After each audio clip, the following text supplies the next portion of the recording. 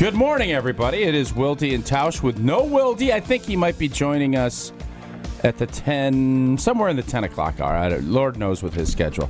But, man, are we excited. I'm not going to go through the whole litany of it's the blank edition. It is the Joe Thomas. Finally corralled him into the Everlight Solar Studio, and I couldn't be more excited. Oh, I can't really see him. For anybody on the video stream, he's thin and incredibly good looking, but camoed up. You get done turkey hunting, or what do we got going on? I typically don't hunt turkeys in the snow. This is my snow camo, of course. There's no snow. Well, I'm hoping that this weekend we finally get a little snow. My kids want to get out and do some sledding. Oh, come on, let's go. Sled. Hall of Famer. Kind of was hoping you'd wear the jacket. Joe Thomas is going to host for 3 hours. Now you get to see what this grind is all about. A 3-hour grind. Man. I'm telling you, I'm not in shape for this type of stuff here. Keep working. I'm just going to follow your lead, my friend. You seem to be working. Think it's working out pretty well for you. Joe Thomas here all morning with us on Wilde and Tausch, and of course, Jesse, what a grinder. I walk in from the parking garage, which again is under construction, which that is the best constructed parking garage of all time. But Jesse Nelson, hot off of a big Prep Mania game with Dennis Semrau, is producing. Jesse, good morning. Morning, Tausch. Morning, Joe. Good to have morning. you. Yeah, Thanks for being here. To be here. Thank you for having me. Glad we got you in the right place. I was a little worried for a brief snippet of time. What did you think was going to happen? You know, Joe and I have a history of... you typically don't respond to I don't Joe. respond to his texts. I wait 5 hours until I do respond to his text. So this morning, he got a text about a half hour ago. Hey, what's the address of this place? Just want to make sure I'm getting to the right place. Is this your Joe Thomas impression? It's my someone else's voice impression. It doesn't matter who it is. But I was a little concerned that maybe he forgot we weren't on the square anymore. That might be a little bit of an extra hype. It's only been like 5 years since good. he's been over there. Joe's been in here a bunch, and he's always. You know what's great about Joe? We're out at the Greater Bucky Open that benefits the American Family Children's Hospital. Joe brings food. Joe is in the food game. You got your Hall of Fame beef hat on. Mission Barbecue. You always set us up with that. And so what's the deal here? You brought in, did you bring us some food this morning? Well, it's being prepared right now over at Gotham Bagels. I stopped in. That's why I was sprinting on the way here. Joey Bagels is whipping something up. We got the Hall of Fame beef. We're putting together a new sandwich that's going to come on the menu featuring the Hall of Fame beef. So we got to test drive some stuff here. We got to figure out what we like, what we don't like, what we need to do, and maybe someday, if you guys are real lucky, we might have a Tausch, a Tausch sandwich. Oh, does that sound good? I'd have to. I don't know. I'd go with a fattier meat, probably like a pastrami. Oh, we got good pastrami. I can't say it. I can't say it, but I can eat it really well. So what makes beef Hall of Fame beef? It's the care that you put into it, right? Just like the care that we put into our bodies as players, the Miller Lights we drank, the Coors Lights, the late nights, that's the Wagyu, right? The Japanese, right. they drink, their cattle drink beer, right? Isn't that part of the deal? That's right. And unfortunately, I don't have enough leftover beer to be able to feed my cattle. I do treat them pretty well. I mean, from life when they're born until the day that they leave this green earth. So they're happy they live to be on my born farm into the Thomas very, family. very happily. Yes, just like my four children, they are very blessed to be born onto my farm. All right, so we're going to have some grub, but Gotham Bagels always takes great. Joey. I owe Joey. Joey took great care of us. He set us up at a great restaurant. I can't give you the name of the restaurant, but him and Doc Kelm and your crew, because you're up working out, 3 days a week, about 5 a.m.? Yeah, we invited you. We still invite you. Well, you might even be on the drive. chat. Otherwise, I would. I don't know if I think I got bounced out of the chat, which was fine. But give us a little look at because you're yoked up now. What is the normal morning for Joe Thomas? Yeah, it's straight meathead, Monday, Wednesday, Friday, pretty much total body. But Wednesdays and Fridays, we try to get a little hoops in the morning, get the body, get the mind flowing a little bit, get that blood flowing before you go in and get a little pump session. And, of course, Friday is always International Chest Day, leading into the weekends, just like we did in college. You got to get swole and get yourself ready for taking your kids to all those basketball and hockey games that they've got, so you look good under your parka. Don't any do you old guys worry about, because I do this now, even when I play pickleball, do you worry about, man, I'm getting a little older, do I need to keep pushing to the degree that you're doing, or is it old man workouts where you go in the sauna and maybe a steamer, hit a hot tub, and then call it a day? I love the old man corporate workout, right? Getting in that sauna, getting that free sweat in. But no, I think it's important to push yourself enough to keep the muscles working, keep the body flowing and mobile, so that you don't reach old age sooner than you should, even though as former offensive linemen, NFL players, like we got some miles on these bodies, but I think you got to do enough. But you got to be careful. Like, we're not 25 anymore, so when you're playing hoops, don't be leaping through. Are you shooting more other threes, guys. Or are you? Oh yeah, it's all an outside game. It's very soft, unless you're Andy Crooks. We got a lot of former Badger basketball, hockey guys, and some of them, they forget that we're not 25 anymore, and they're the ones that get hurt. Or they're really chasing their past glory and wanting to put up a triple-double on a Friday pickup game. And they try to, and a lot of times they do, but then they get injured, and then they're out for like a month. Well, you got Doc Helm there that can help, and he can cure if there is any issues that pop up. Like, he saved, I think I told you that story, he saved a young person's life at a golf, at one of those golf spots. The hero he went we didn't in know and we fixed, needed. he did, and of course he make sure everybody knew that he was a doctor, like he always does, I'm sure, with you. Yeah. My kids call him Mr. Kelman. He always corrects him. No, yes. I'm Dr. Kelman, all right? Of course he is. Let's get this clear. He's not going to let anybody. He worked hard for that doctorate. All right, so we got a lot of stuff to hit on. I think it's the best weekend of the NFL season. You have divisional games. You have a lot of matchups that have already been played. You got the chess game going back and forth. So we'll get into that. But since the bagel, are you considered a bagel guy? Like, what is your breakfast choice now if you're picking? You're not going to go donut like I do. Jesse used to, but look at how svelte Jesse is now with Madison weight loss. I was going to say, sprinkle one in occasionally. But, so is it always bagel? Is that going to be your breakfast go-to? Yeah, so I'm not a breakfast guy. However, the great thing about lifting some weights and throwing the prison weights around in the morning is you got to feed those muscles after you grind the way we do.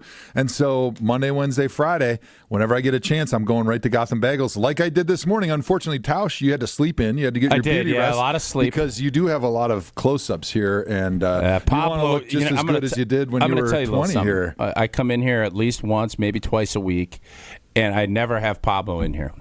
He doesn't come in here when I'm in here. He doesn't have a camera set up. Well, you just set it up, though. It's the biggest weekend of the year, and that's why he's in here. No, because you're football royalty, man. And that's what it is. You are football royalty, and that's... he's got a gold jacket. This is the treatment that you get. I would be remiss, I think yesterday, obviously, the news of Bob Uecker and him passing away. Any core memories from you? Because it really resonated. Obviously, we grew up in Wisconsin, listening to him on WTMJ and on the Brewers Radio Network. All those great memories with, for me, it was on the farm. Any memories from you, and as far as kind of how important to the fabric of the state of Wisconsin Bob Uecker has been? Yeah, I think for Bob, he just perfectly encapsulated what, our vision of the perfect Wisconsin person is, right? He's humble. He's self-deprecating. He's funny. He was a little good at sports, right? He was an okay baseball player, but he just lived life to the fullest. He gave everything he had to this city in Milwaukee and to the state and to the Brewers franchise, but really all sports fans, because I grew up a Brewers fan. The very first sporting event I ever went to in my life was with my dad at Old County Stadium, and I remember, I think I was 4 or 5 years old, went with him and then his work buddy and his son, and both of the kids ate so much cotton candy that we threw up all over our dad's white dress shirts because they came right from work on the way out. But it's the way that I think you're introduced to sports a lot of times is through baseball, because it's the easiest, most accessible to families. And then as soon as you go to a game, you get interested, you start listening to it on the radio, and that voice that you heard was Bob Uecker. And he was everything that you could ever dream of to be the perfect voice of your team, especially when your team is the Milwaukee Brewers. And I would say the thing that stuck out in my brain first when I heard that he'd passed is when I was playing in the NFL, I'd always come home because you'd have that 4 weeks off in the summer, between the end of mandatory mini camp and training camp. And I would always come back to Wisconsin, go up north and do some fishing. And my favorite thing to do, the most relaxing thing that got me completely away from the grind of the football season, was to turn on baseball and listen to Bob Uecker as I was bluegill fishing off the pontoon.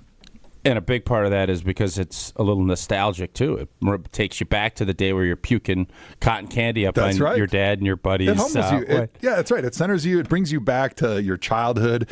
And I've always told people, like, the biggest time in your life that you're a sports fan is when you're a kid. And then as an adult, we're still fans, but we're just chasing the feelings that we had that those teams gave us when we were kids. And so listening to Bob, who was a guy that I listened to when I was a kid and then listened to through adulthood, like, it brought back that nostalgia and those feels and those emotions that you had when you were a kid. And that, I think, is why it resonated. And the fact so many different generations. I mean, he has been there since 71, which is in essence the entire time that the Brewers did. It was a sad day, but it was also what a life that he lived. And it was really moving to me yesterday for the callers that we had that called in for the last 2 hours of our show and how much he meant.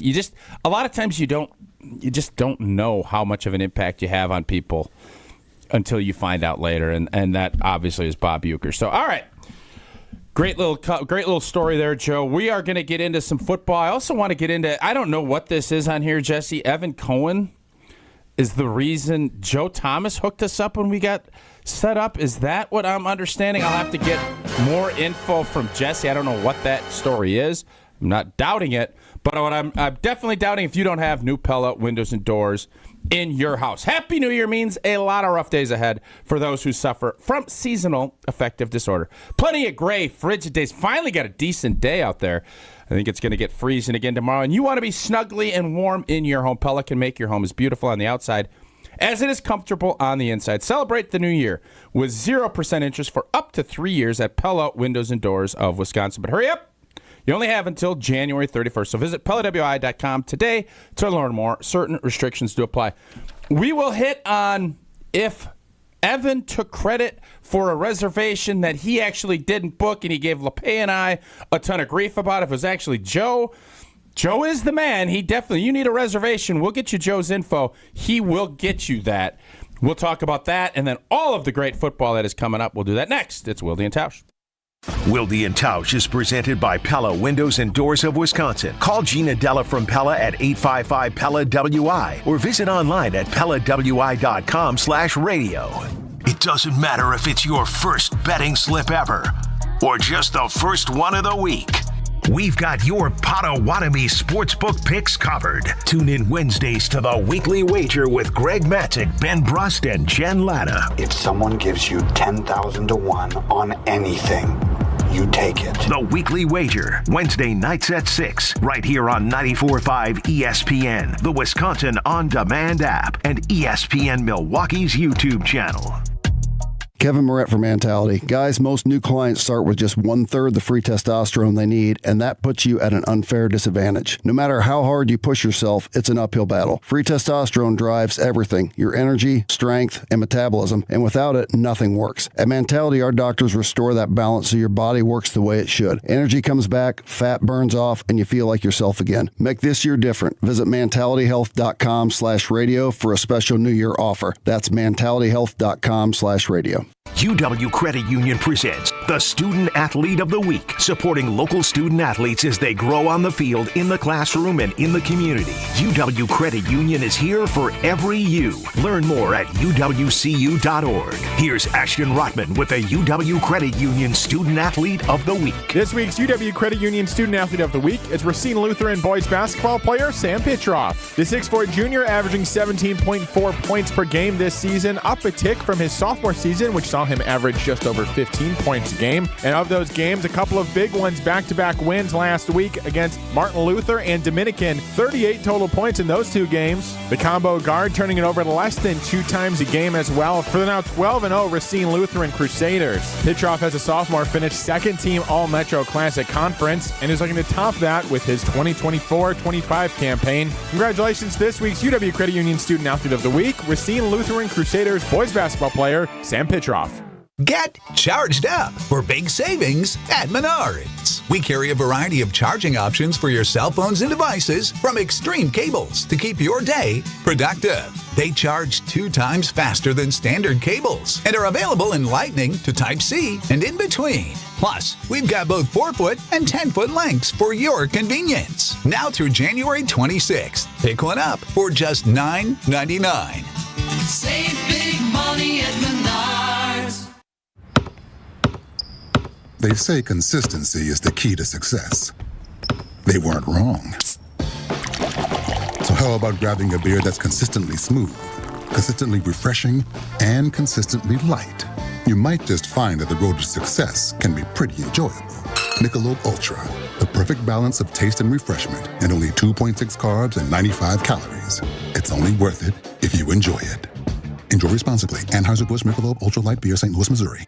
Wisconsin Indoor Golf Center is hosting another Scramble tournament with $750 in cash prizes available. Hey ESPN Milwaukee, this is Gary Ellison, and Wisconsin Indoor Golf Center invites you to play in a 2-man scramble at Pebble Beach, all from their comfortable golf simulators. Grab a friend and sign up today at wisconsinindoorgolfcenter.com. The tournament costs $120 per pairing and is happening now through January 31st. Your winter chance to play Pebble Beach awaits. wisconsinindoorgolfcenter.com. Who's looking for a deal? Well, Cousin Subs has a better deal just for you. Cousin's new $10 meal deals are now available online only. Choose between a 7.5-inch ham and provolone, turkey breast, or veggie sub, a bag of chips or regular fry, a regular fountain beverage, and cookie at cousinsubs.com or on the mobile app for just $10. Now that's a better deal. Cousin Subs, we believe in better. Available at participating locations only. Offer subject to change without notice. You're listening to Wilde and Tausch on 94.5 ESPN. Presented by Pella Windows and Doors of Wisconsin and sponsored by American Family Insurance. But I'll be back from around the way. It seems like everywhere I go, the more I see, the less I know. But I know one thing, that I love you. I love you. All right, welcome back in, Wilde and Tausch. Morning, Pablo. Joe Thomas with us. We're super excited, the Hall of Famer. Anything really change in your life since you got that goal? It's been a couple years now. Anything really change other than maybe your appearance fees bump up a little bit, the signature's worth a little bit more? Anything else that kind of changed your life? Kind of a big deal when that's what your job is, for the most part, is signing autographs and walking around and being Joe Thomas. Like, they're going to pay me more for that? Like, that's a pretty good deal. Being Joe Thomas. What is being Joe Thomas? Tell us. So now you were over in Europe, and last time we caught up, we could have listened to you tell stories all day. But you were over in Germany. You kind of found out that coaching probably not going to be something you're going to do on a consistent basis till your kids get older. Is that a fair assessment? Yeah. Just too much time. Yeah, you know how it is. Like, if you coach, that's great, but that's all you do because you don't have time for anything else. I mean, you're working 80 hours a week pretty much year-round if you're coaching college or the NFL. Yeah, and that's where we talked yesterday before the Bob Uecker news broke. You do a bunch of media stuff. Orlovsky does a bunch of media stuff. It's just a much better life, but it's not probably as fulfilling. I don't know exactly when you look at what Orlovsky was talking about, he's thinking about quarterback coach or getting into that. And I don't know how many former players you have to be all in. There is no, well, I'll show up here, but my kids' stuff, it's always going to be at the top of mind if you're going to get into coaching. You did that, but you also were able to travel and make it a family affair for the most part when you were over in Germany. Yeah, that's why I wanted to go to Germany and coach in the ELF because these guys are getting paid peanuts. Like, legitimately, half of our offensive line was making 50 euros per week, which 50 euros is about $60. So that was their paycheck. So these guys obviously were working regular jobs. They loved the game, or they were in school. And so you had time during the day to be a human being, right? Be a dad, be a husband, go and enjoy the city you were in. But you're still coaching professionals. And so that was what was really attractive to me. So then you go back and you did a couple of games. You worked with Kevin Harlan. I saw you were up at that New Orleans game. Boy, New Orleans is bad, huh? They were bad. They were bad before they got injured, and then they lost all of their playmakers. Alvin Kamara was out.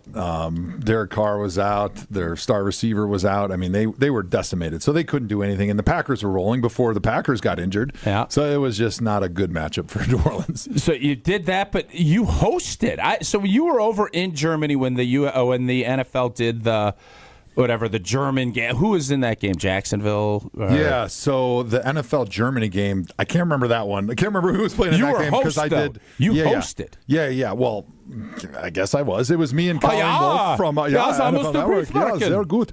So the host gig is like the guy on the sideline that's giving away the tickets to the Super Bowl and presented by Visa. Thank you for being a fan. And then you also give little hits during the game for the people that are in the suites and people that are in the audience that are, too busy eating pretzels and drinking giant beers to pay attention to what's going on. So it's the same thing I'm going to be doing at the Super Bowl this year. Well, what are you doing at the Super Bowl? I'm hosting the Super Bowl. Yeah, I would love for you to come. Yeah, well, let's do it. That's tickets are down in Nolens. Nolens, yeah. Oh, great yeah. city. What does that mean that you're hosting that the is Super a good Bowl? question. Like, what do you What does that entail? Same exact thing. Like, we'll be there doing the in-game, in-house hits, highlights. In German? Or I mean, I guess I could do it in German if they ask for it. You definitely are a leader hosing. Like, you're a leader hosing. You and Annie would, and you're carrying those big steins around. Yeah. I could see you doing that, eating it up.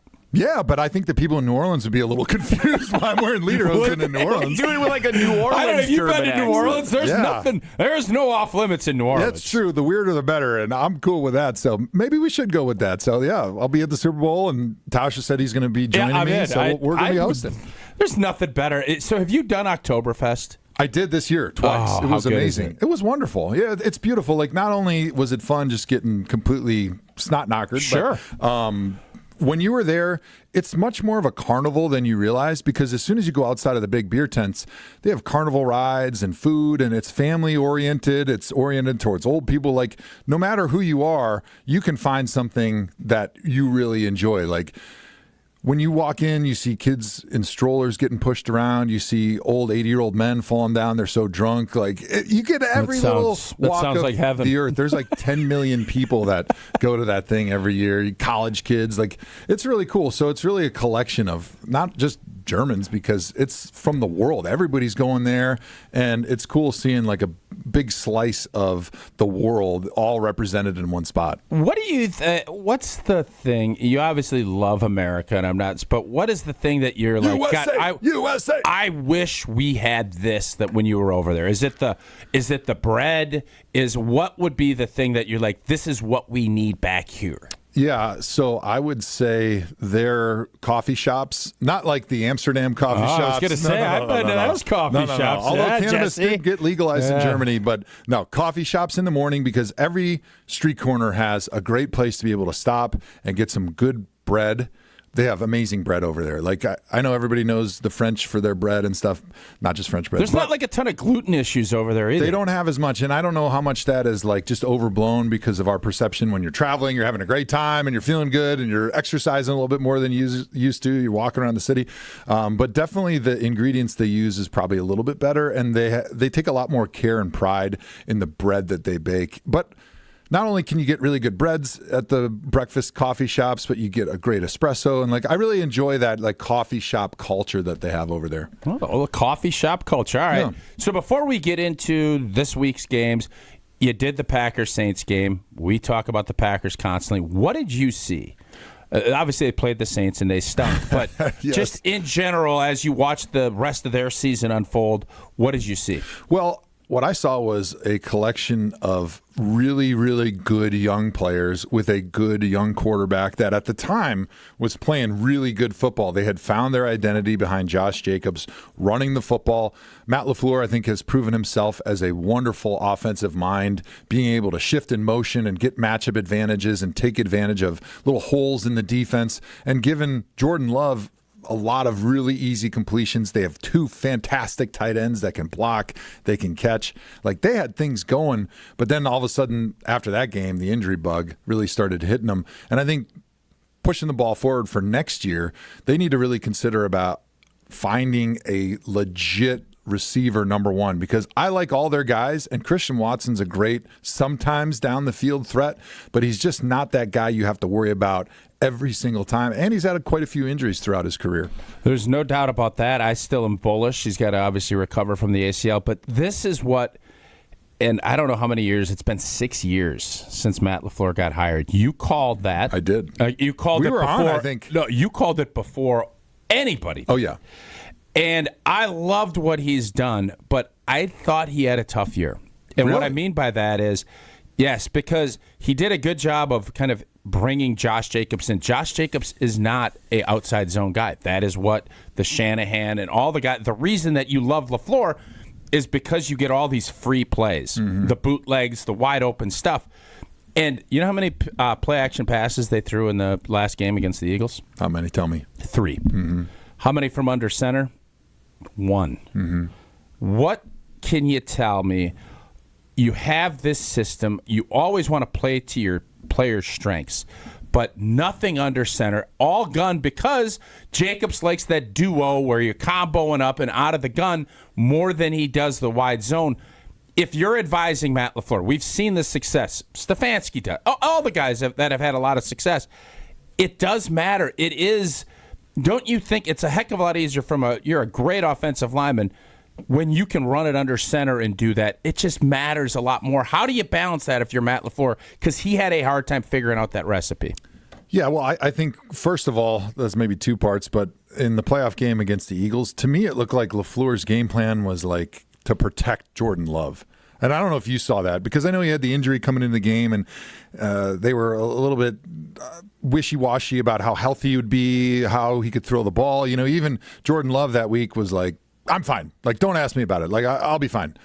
And it seemed like with the game plan, they didn't allow him to just open it up and threaten the teams down the field with any of those play actions, any of those shot plays. And I don't know if it was because Jordan Love wasn't fully healthy, wasn't able to throw a lot of that stuff, or if they were just worried that, hey, he's a young guy. He seems like the moment's big for him already. Let's not put too much on his plate. Let's just try to bang the ball inside and hope to try to keep it close and shorten the game.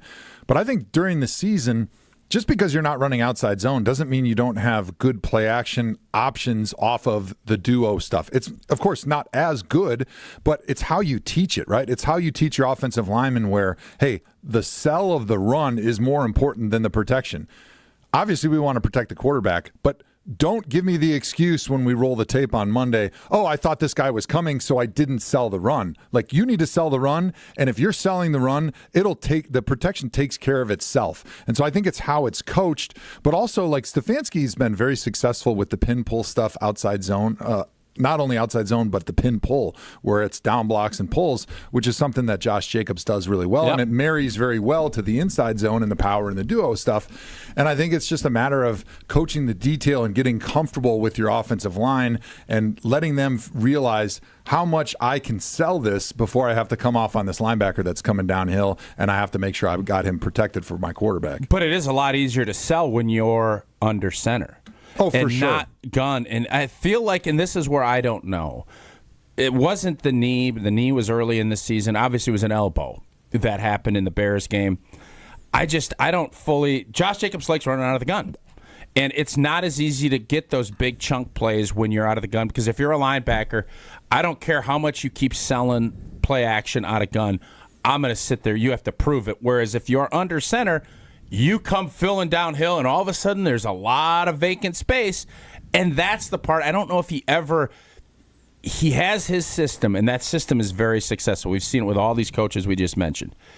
And this year, because Josh Jacobs likes things a certain way, he was a dog. He had a great season, physical, everything you would have possibly hoped for out of a running back. Trying to figure out, he likes being out of gun. LaFleur likes being able to run that play action. What advice would you tell him when you're saying, let's marry this up, but is it just, all right, you have to go with more duo and really sell out of the gun? Or would you say, I want to see Josh Jacobs do more of the under center stuff and just we figure out how to get him feeling more comfortable with that? It's unusual that he doesn't like running under center as much as he does out of the gun, because most running backs want to get a little speed going. They want a little bit more speed because you're a little further away from the line of scrimmage. You're right behind the center. So now the linebackers that are trying to fill their gaps have to be about 1.5 yards ahead of where they normally would be if you were offset, because you're behind the center and you've got a chance to run around them. So they got to run a little bit harder to be able to get to their gaps to keep their leverage on you as a running back. And so I think the happy medium between the two is the pistol, is running those plays out of the pistol. And the pistol, just for people, it's a couple yards closer than what a gun is. Yeah, so the quarterback's in the shotgun, but a little bit closer, and then the running back's behind him. And the reason why Jesse, it works a he lot has better. No idea. You're talking pistols. That. He's thinking, Lord, I don't know what that means. Yeah. He's a big, firearms enthusiast over there, so he's very confused. I can understand me that. so well, Joe. But yeah, exactly. But the pistol, what that gives you is it still gives you all of your normal under center stuff, but it also gives you the benefit of the quarterback still being in shotgun and being able to see everything if he is just drop back passing. He's not taking the ball from under center. And when you're offset as a running back, a defensive lineman or a linebacker that's smart, he's going down his checklist pre-snap and knowing what are the possible plays that they can run from here, what are the concepts, and you can cross about half of them off as soon as you're offset. Because there's only so many things you can do when you're offset. Like, it's inside zone, it's duo, or you can pitch it to them. Like, I think the Los Angeles Rams and Kyle Shanahan and San Francisco have done some creative things out of the gun. It's got to be sellable to the D. But it has to be sellable. You have to make it look like some of the other stuff. Mm-hmm. Otherwise, it just looks like the same easy run or RPO concept that you always get when the halfback's offset and the quarterback's in shotgun. And that was what I loved, and what Matt LaFleur continued to push is you have to marry up that outside zone with the boot and all the other stuff. And it does put a ton of pressure. If you're not doing that stuff, nobody's going to buy it. And if you don't buy it, linebackers stay at their depth. That stuff is not open. I definitely want to delve more into that because that's been something that I've questioned a bunch. It was definitely a part of why this passing game struggled as the season unfolded. We were talking beers, German. You know where it comes with me. It's Coors Light brewed with that 3-step cold process, cold lager, cold filtered. And it is cold packaged, so it is made to chill. Born in the Rocky Mountains of Colorado in 1978, Coors Light is refreshing. It is crisp. It is only 102 calories. So it is always Coors Light in my hand when I need a moment to chill. Celebrate responsibly. Coors Brewing Company, Golden, Colorado. Well, I believe this is the best weekend of football in the NFL coming up. Divisional, you got games on Saturday. You got games on Sunday. Can this team pull this off? Can't wait to break that down. We're going to do that next with Joe Thomas here on Wilde and Tausch. On air, online, and on demand. Get all your favorite ESPN Wisconsin content anywhere you get your podcast for free. The new Wisconsin On Demand. It's free, it's everywhere, and it's for you. Celebrate Dr. Martin Luther King Jr.'s legacy with the Bucks at Fiserv Forum on Sunday, January 19th. This annual MLK celebration game presented by We Energies honors Dr. King's spirit of community advocacy. Catch the Bucks in action on the court with a special halftime performance, the We Energies Dr. Martin Luther King Jr. Speech Contest winner. For more information and to purchase tickets, visit bucks.com/impact. Mark Tauscher here for Kohler Services. If you've been putting off your bath or shower remodel, now is the time to turn to Kohler Services. Family owned for 150 years, Kohler is your Wisconsin manufacturer providing care for life. And this month only, get $1,000 off your Lugstone shower remodel and no payment financing until 2026. Visit KohlerServicesWI.com to request your free quote with fast professional installation always included. That's KohlerServicesWI.com. Football season. Best time of the year and my favorite time of the year. This is ESPN Wisconsin's Brad Nortman. On game days, my favorite teammate is a cold carbless in my hand. Premium cocktails in a can made right here in the great state of Wisconsin. Maybe it's when I'm at the tailgate ahead of kickoff or getting ready at home for the game. Carbless is there. 0 sugar, 0 carbs, and gluten-free. Carbless features classic cocktails like margarita, Paloma, and even Moscow Mule, and vodka cocktail flavors like cranberry, lemon, and peach. Find it on your next grocery trip. Carbless. Less is more. Looking for the most popular answer. What's the worst thing about Wisconsin winters? Gina Della from Pella. Finding a sitter when snow closes school. Yay! It's the time of the year when we just want to be all warm and snuggly at home. And Pella helps make your home as beautiful on the outside as it is comfortable on the inside, with inviting doors to let friends and family in and beautiful energy-efficient windows to keep the cold out. Celebrate the new year with 0% interest for up to 3 years. Visit PellaWI.com today. Certain restrictions apply. Associated Bank knows your small business isn't just a venture. It's your dream and a vital part of the community. And we're not just a bank. We're your neighbors. We're looking out for you. That's why Associated Bank offers quick online applications and approvals with funding in as fast as 1 business day, checking with no minimum balances or maintenance fees, and prompt customer service. Explore our products at associatedbank.com/business or visit a branch for more details. Subject to credit approval. Member FDIC, Equal Housing Lender. Hi, this is Michelle Voskel, CPA and team member of the Neal Group. I have a question for you business owners. What does your CPA do for you? We have signed on several new business clients who have told us the same story. They can never get hold of their CPA. Does this sound like you? Phone calls are not returned and questions are never answered. You don't get any advice to help you run your business. Not at the Neal Group. We usually return phone calls and emails the same day. We are advocates and partners with our clients to help them grow, not just record history. Do you want to grow your business, improve cash flow, have less stress, and live a better life? We can help. Call us at 414-325-2040 or visit nealgroup.net to schedule a meeting to tell us your story and see if we can help. The first meeting is free. Don't wait, do it now. That's 414-325-2040 or nealgroup.net. Life's better with American Family Insurance.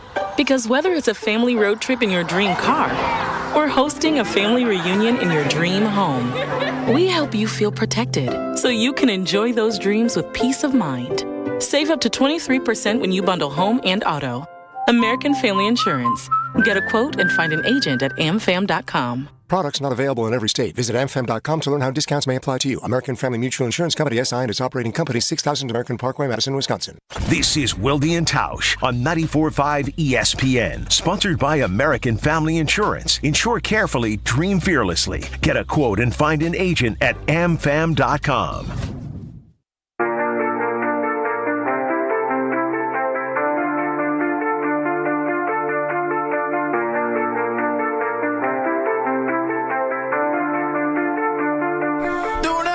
Welcome back into Wilde and Tausch. No Jason today. I think he's going to join us Lord knows what time. Whenever he wants. He'll call in and we'll take him. Sounds like 11:15 okay, for you, great. by the way. 11:15 will be. That's the old headlines era when the Packers were still playing. Their season ended last weekend. A lot of question marks. We were able to talk with Brian Gutekunst, the media was, and there's I thought some really interesting quotes that I'm sure my great producer Jesse Nelson will have queued up for us later, but Joe, I don't know about you when you're playing this part of the season. You know, if your season was over, this was the time when you wanted to tune in and catch games because it's Saturday, it's Sunday, and all intriguing matchups. Let's jump into these a little bit. When you have the games, I know you're running around with kids too. What is the game that you have to watch on this weekend slate? I feel like it's the same game for everybody, right? Isn't it Josh Allen versus Lamar Jackson? It's the Bills and the Ravens, right? Because those are the two guys that have been in the MVP conversation the entire season. It's kind of gone back and forth a little bit, and lately it seems like Lamar Jackson's got the edge right now out of those two guys.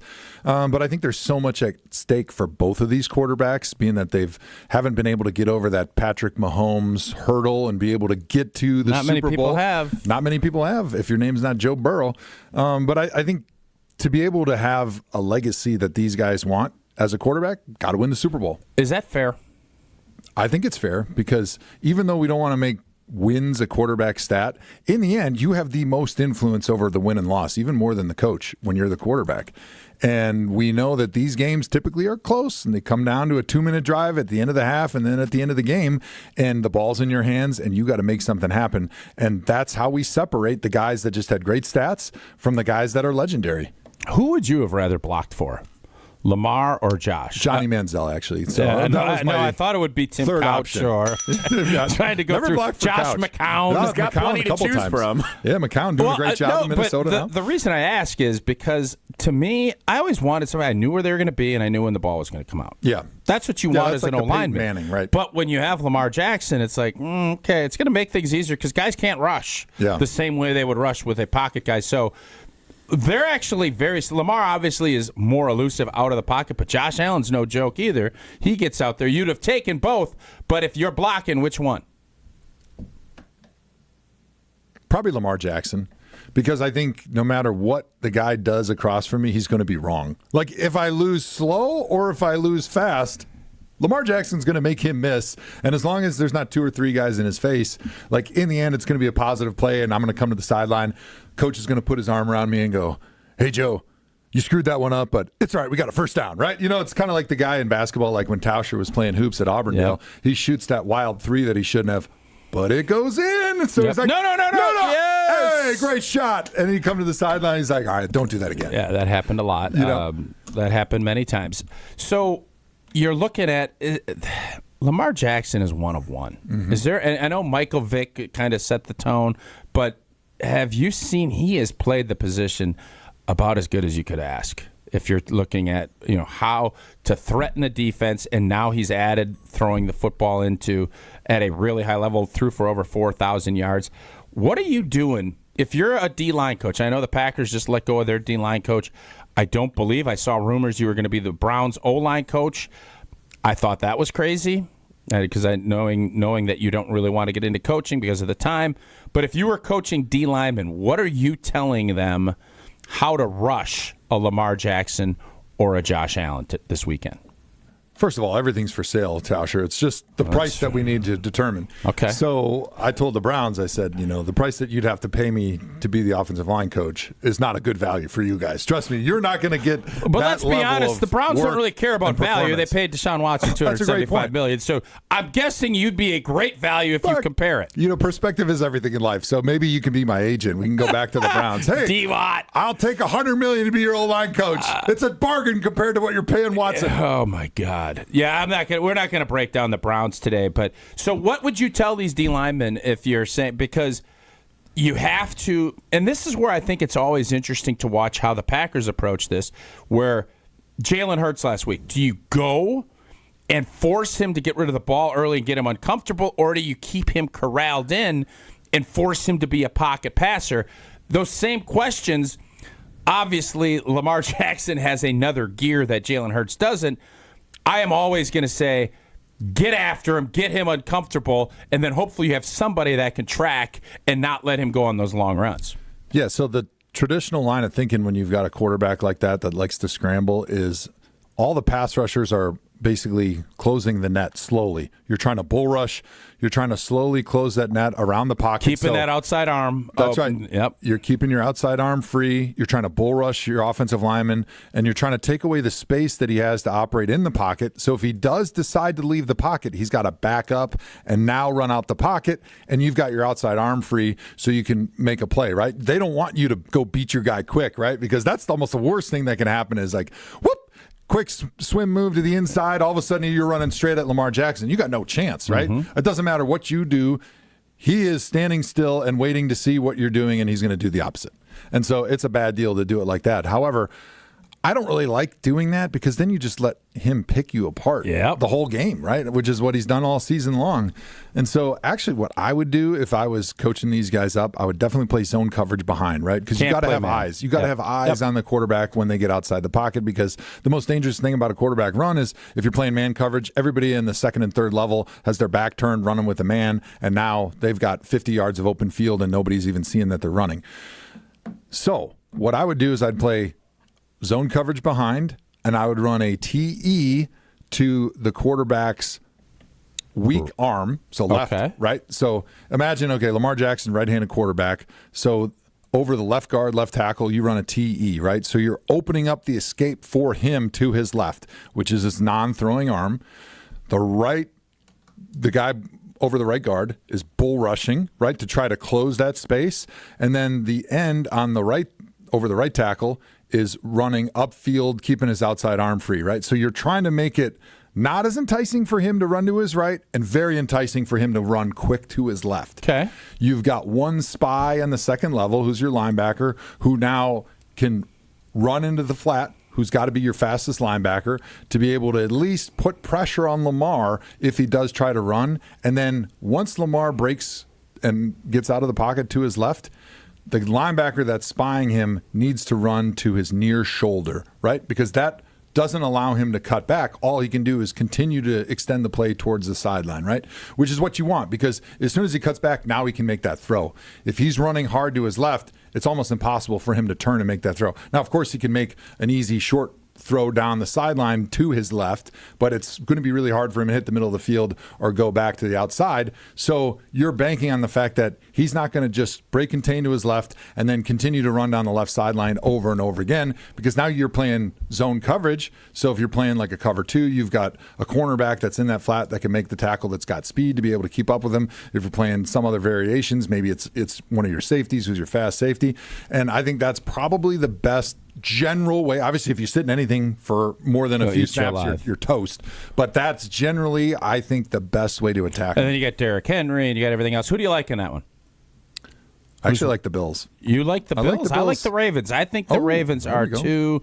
There's just too many. I don't like Buffalo's defense. Now, I know they're at home, and they'll be able to do that. I hope Buffalo wins. I like Josh Allen, but I think Baltimore is going to be too tough. All right, Kansas City Texans, nut whack. Never underestimate the heart of a champion. The Texans, they're a cute little deal. I watched them play Green Bay. Their offensive line stinks. Like, they really struggled. Our D-line had a field day, and our D-line coach just got fired because we didn't get enough pressure. Their defense now is good, and Kansas City's O-line struggled. They had a hard time figuring out left tackle. Their right tackle is one of the most penalized guys in the league, so I think it'll be a little tighter. But can you go against Patrick Mahomes and the Chiefs at Arrowhead? No way. And like you mentioned, the Houston Texans offensive line, very poor. Yes. Chris Jones is the best defensive lineman in the NFL right now. The only guy that's been better than him during his career was Aaron Donald, which he might be one of the greatest football players of all time. So that is going to be a major problem in the middle of that defense. He's going to be able to put consistent pressure on C.J. Stroud up the middle, making him uncomfortable, making him leave his spot, which he's also a problem running the football, too. Mm-hmm. He's got a little Lamar Jackson in him. But I think over and over again, that consistent pressure, he might make a couple nice plays, but he's going to give you a chance to pick off a few passes. There's going to be some opportunities for some mistakes. And if you give this Chiefs offense and Patrick Mahomes an extra possession, lights out. Game over. All right, we're going to hit the Commanders-Lions later because I want to get into some thoughts that Jesse had about cheering for the Lions. It'd be like you cheering for the Steelers and wanting them to win the championship. All right, Rams-Eagles. This one, to me, is the one I feel best about. And I know I'm not going to tell you how to bet or how to gamble because that's not what we do here. But I think Stafford in the cold. It's going to be a little mucky out. I like the Eagles in a pretty good way this week. I think they played like crap on offense. Part of it was Green Bay's defense did a good job, but they were a little rusty. I like Philly big in this one. Where are you at? So why did the Rams beat the Vikings? Great pressure on Sam Darnold. Which is something they won't be able to do against the Eagles because the Eagles have the second best offensive line in the NFL. Mm-hmm. And I'm a little biased. Our guy Hank Fraley's the offensive line coach for the Lions. I think they're the best offensive line in the NFL. Zeitler, Wisconsin boys out there. Zeitler being out is going to hurt them, but yep. But I think with the Eagles' offensive line and their two tackles who are all pros, they're not going to get abused and bull rushed the way they did last weekend.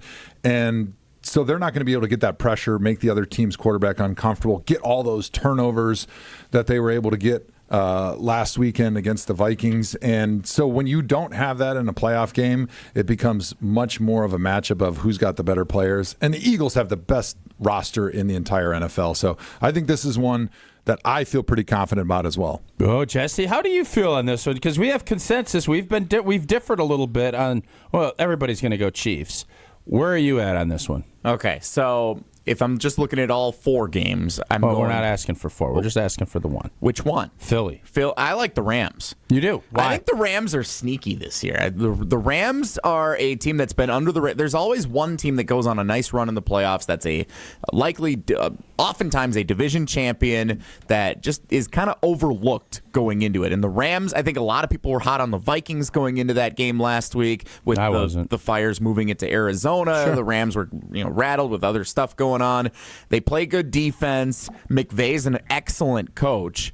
And they have the offensive weapons that they didn't have healthy at the start of the year. And when you look at what they did at the end of the season, they've been so good. So if you trust the coaching of McVay more than Sirianni, I do. I like the Rams going on there. They can run the ball. They can throw the ball. How do you like Matthew Stafford in cold weather, though? I don't. He's 1-9. But I also don't trust Jalen Hurts yet. And maybe I'm one of the last on that island. But I don't see greatness from him the way I think others do.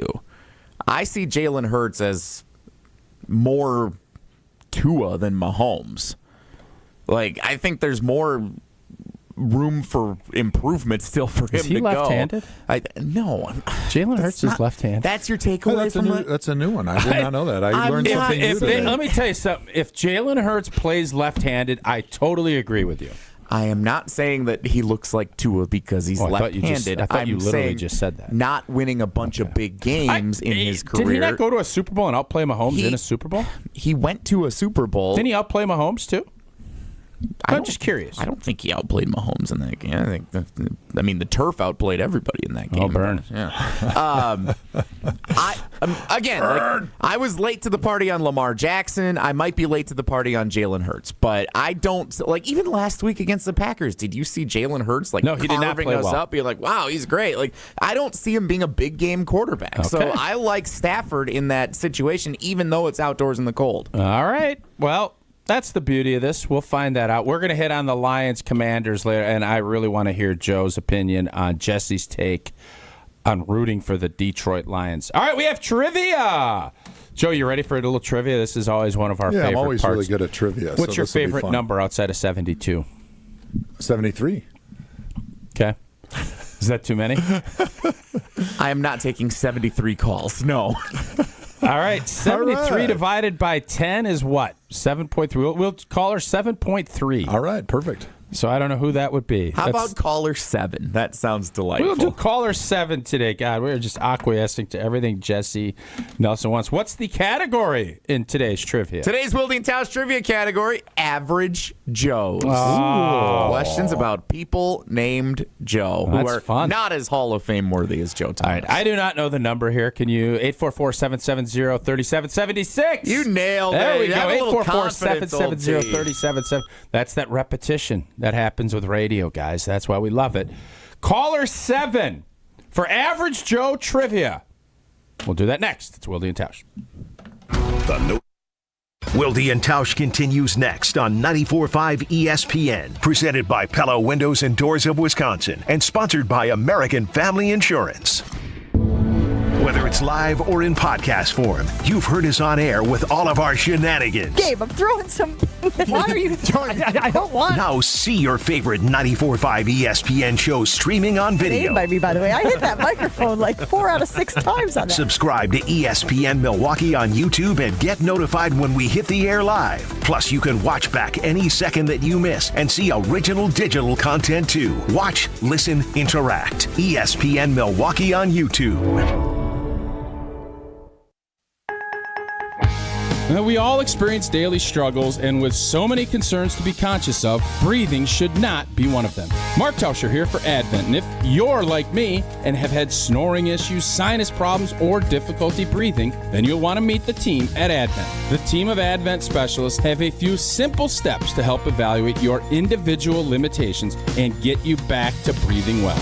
Since Advent addressed my snoring and nasal breathing issues, I feel great. I've never slept better, and my wife Sarah is incredibly appreciative. The team of Advent specialists listened to my struggles, found the best solution for me, and customized it to my needs. Take my word for it and go to adventknows.com to learn more about simple solutions to snoring, sleep apnea, and nasal breathing problems. And schedule your appointment today, because Advent knows when you breathe well, you live better.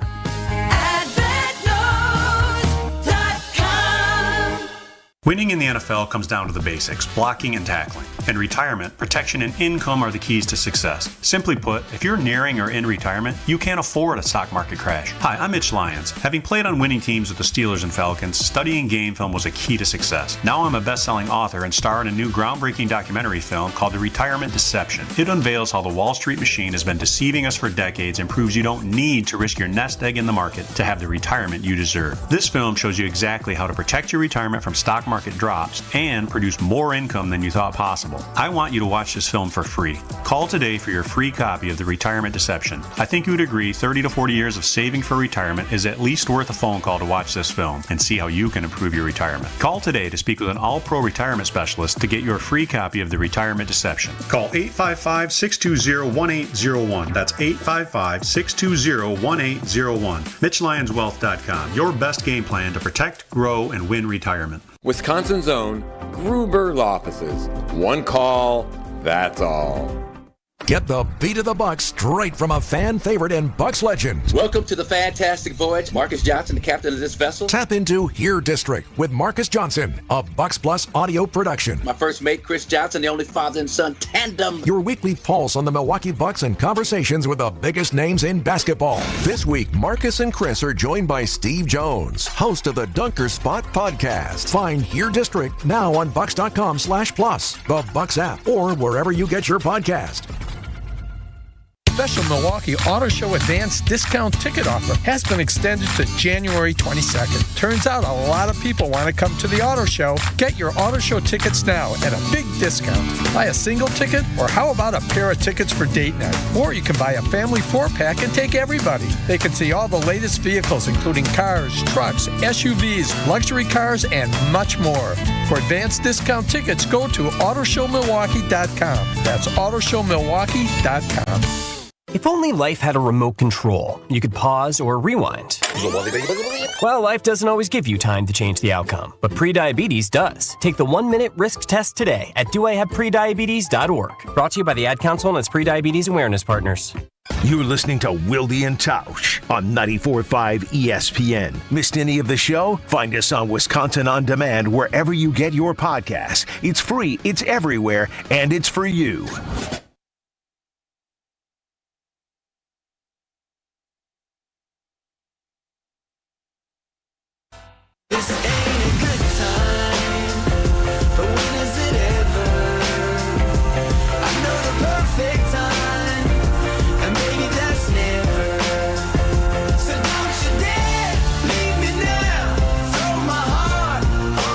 All right, 73 callers. Way to go, Jesse. Wilde and Tausch back with you. Jason joining us a little bit later. Joe Thomas. Man, great to have Joe in office. Going to try to get him a cup of coffee here. Get him cranked up. Trivia today, Average Joe, or Not Your Average Joe. And we have our Not Your Average Elijah in Poinette. Great little supper club down there at Poinette. What is that supper club down there at Poinette, Elijah? I think you're talking about Owl's Nest. Maybe. It's right on the water. It's right down there on the water. They got great fish fry. Hooker's Resort? Could be. Are you going to know it if he says the name of it? If it really rang a bell, yes. But obviously that did not We got happen. a few. We got Fitz's, Fishtails. Okay. Oh, yeah. All right. It's one of those. Lakeside. They're all good. You have no idea what I he's love Poinette. It's a great little community down there, up north there on the way. All right. You want to say hello to Hall of Famer Joe Thomas, Elijah? Sure. How you doing, Joe? Doing great. Good to chat with you today. Yeah. Hey, Joe, what's the name I of was that? just thinking about you. I haven't heard you on the radio for a while. I used to be on, every so often. Yeah, doesn't he need to come around more often, Elijah? First off, it'd be great if our producer would answer his texts and actually do it. That would Fair be critique. a good Fair first start. Outside of that, what else can we do, Joe? It's great to actually be invited. Get And you I a cup come of down. coffee. The last time I showed up, the security escorted me back to my car. True. I'm Well, glad you're I didn't get arrested. You're a very intimidating I'm glad guy. the sheriff, so. Calvin Barrett, didn't throw me in the clink there. Former teammate. Calvin, he's the man. All right, here we go, Elijah. First question. Which Italian-American actor is known for his roles in Goodfellas, Raging Bull, My Cousin Vinny, and Home Alone? Is it Joe Pesci, Joe Keery, or Joe DiMaggio? There's not even really anything funny. That was pretty good. Who Well came up done. with those options? Well done. That was an easy one.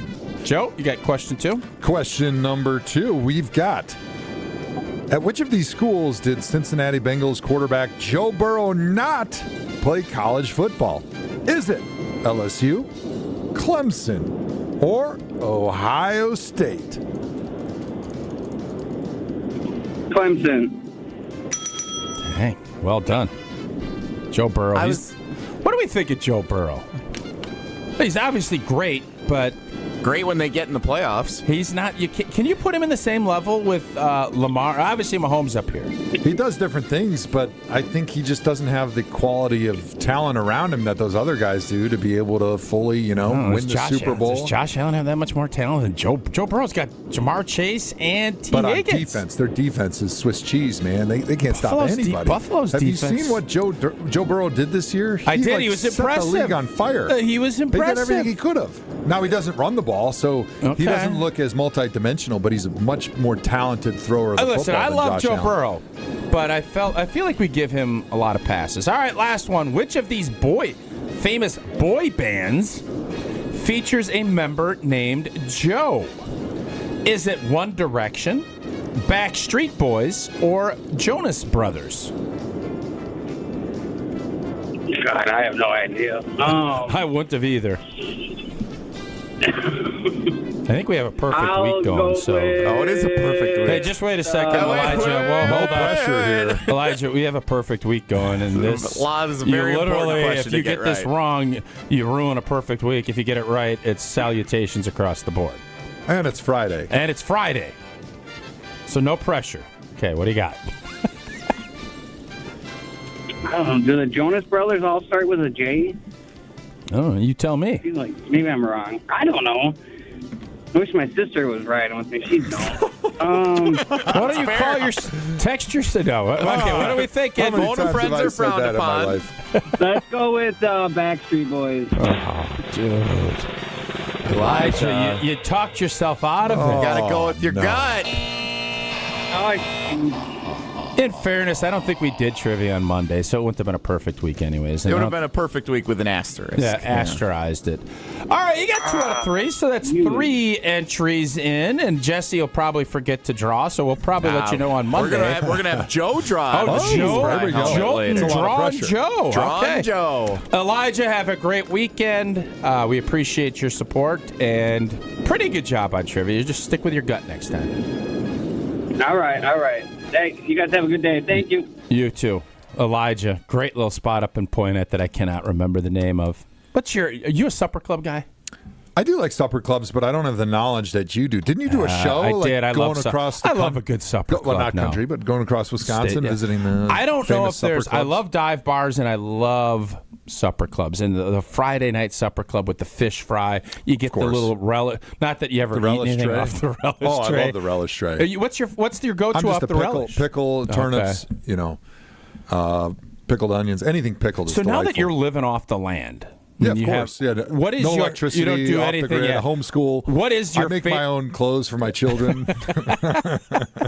What is your favorite thing you grow Outside of Hall of Fame beef? Outside of the Hall of Fame Wagyu? beef, yeah, of course. A tomato. Just a good, like a beef steak, or what do we got? What's your go-to? I do like the beef steak. Yeah, the heirloom tomatoes are amazing because when you buy a tomato in the store, they pick it when it's green. Unless you go to the farmer's market, like you're getting a tomato that's ripe, but not all that ripe. But when you pick it from your garden, it's like a day from being rotten. So it's as juicy and tender and sweet as you'll ever get a tomato. And you cut up those big beef steaks, and it looks like the inside of a brain that's got like all the little wavy lines and stuff. And you can put anything on it, right? A little mozzarella. You can make it on a BLT, which is my kid's favorite. You can just eat it with cottage cheese and pepper, which I love to do in the summer. Cottage cheese and pepper. That's why fantastic. You're healthy. You should try it. You're great. 100% right. I should. It's delightful. All right. 10 o'clock hour will be in 2 minutes. We have some great audio from Brian Gutekunst that I want to get Joe's reaction to about kind of where this team's at and kind of relay it back to his playing days. We will do that in 2 minutes. Don't go anywhere. Another hour of Wilde and Tausch, presented by Pella Windows and Doors of Wisconsin, is coming up next on ESPN Wisconsin, the ESPN app, and Wisconsin On Demand.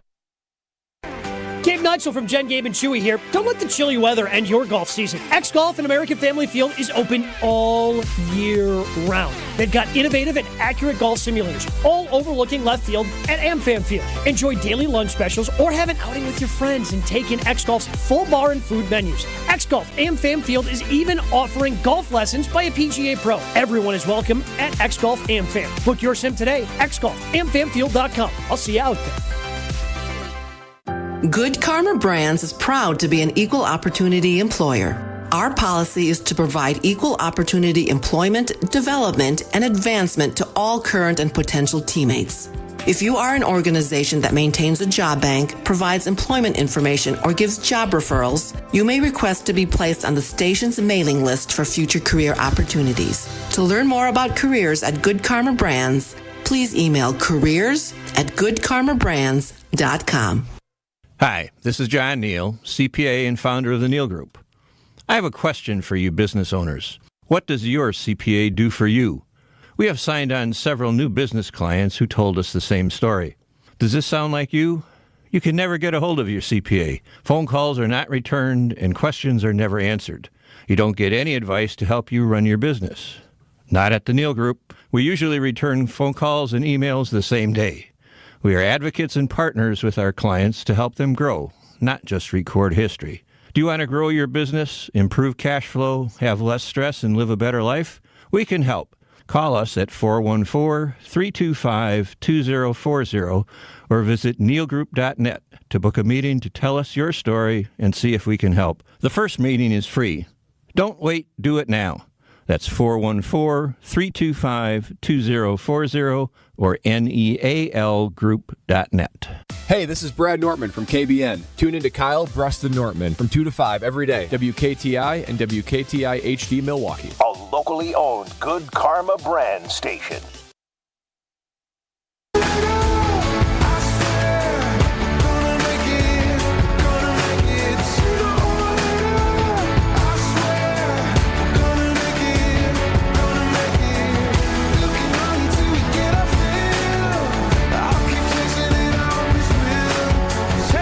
Hour here on Wilde and Tausch with Hall of Famers.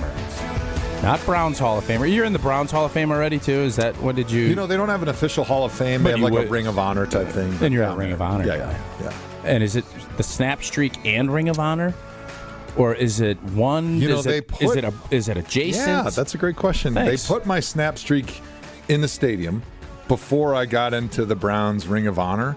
And when I went back for the Ring of Honor or whatever they call the club, I don't remember if they took the snap streak down to put my name up or not. It's a great question. Oh, so just wait. So you don't even know if you have I can't both. remember because honestly, the side of the stadium that I sat in when I went to the games this year lie to you, that's a flex. was the other side. That's a flex. Well, I'm not sure. I know I'm in the Ring of Honor. I don't know if that one is still there or if there's a banner. You know, I'm glad you asked that question so I could give everybody the opportunity to know that, hey, how many people have two things in their team's Ring of Honor? Not very many.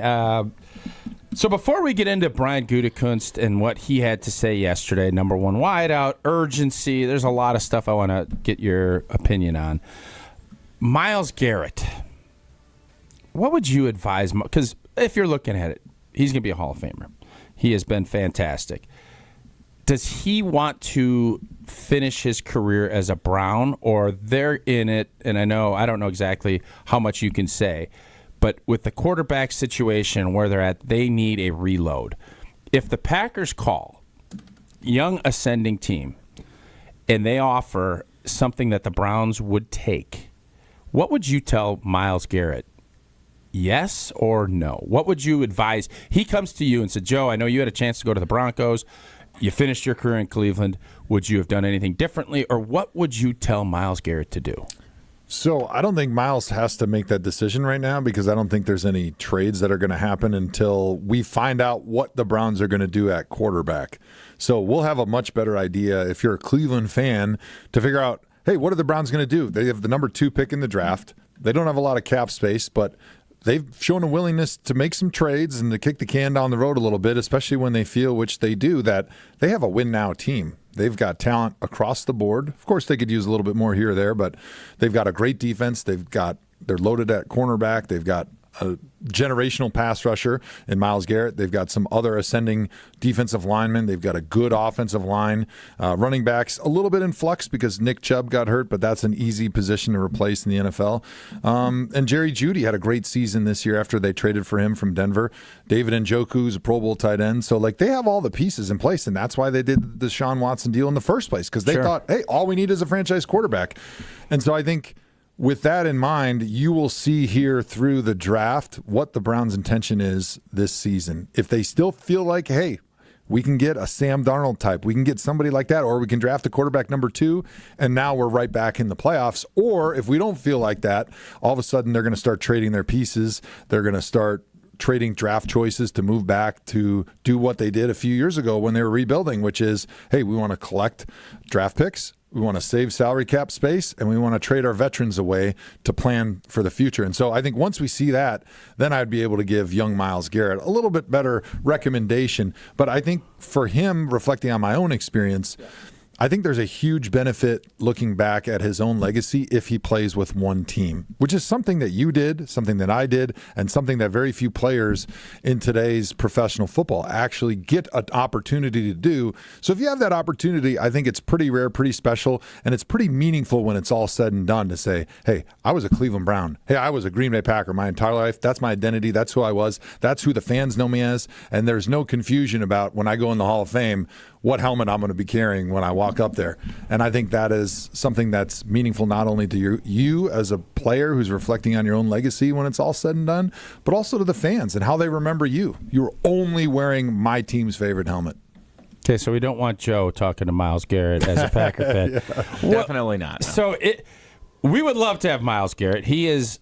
What makes Could him... you give up 3 first-round picks? Because that's what the price is. I understand. Yeah, Goody's not giving up 3 first-round picks. He doesn't trade for anybody. He ain't giving up a 6th-round pick. I don't think that's going to happen. But before we get into the Goody comments,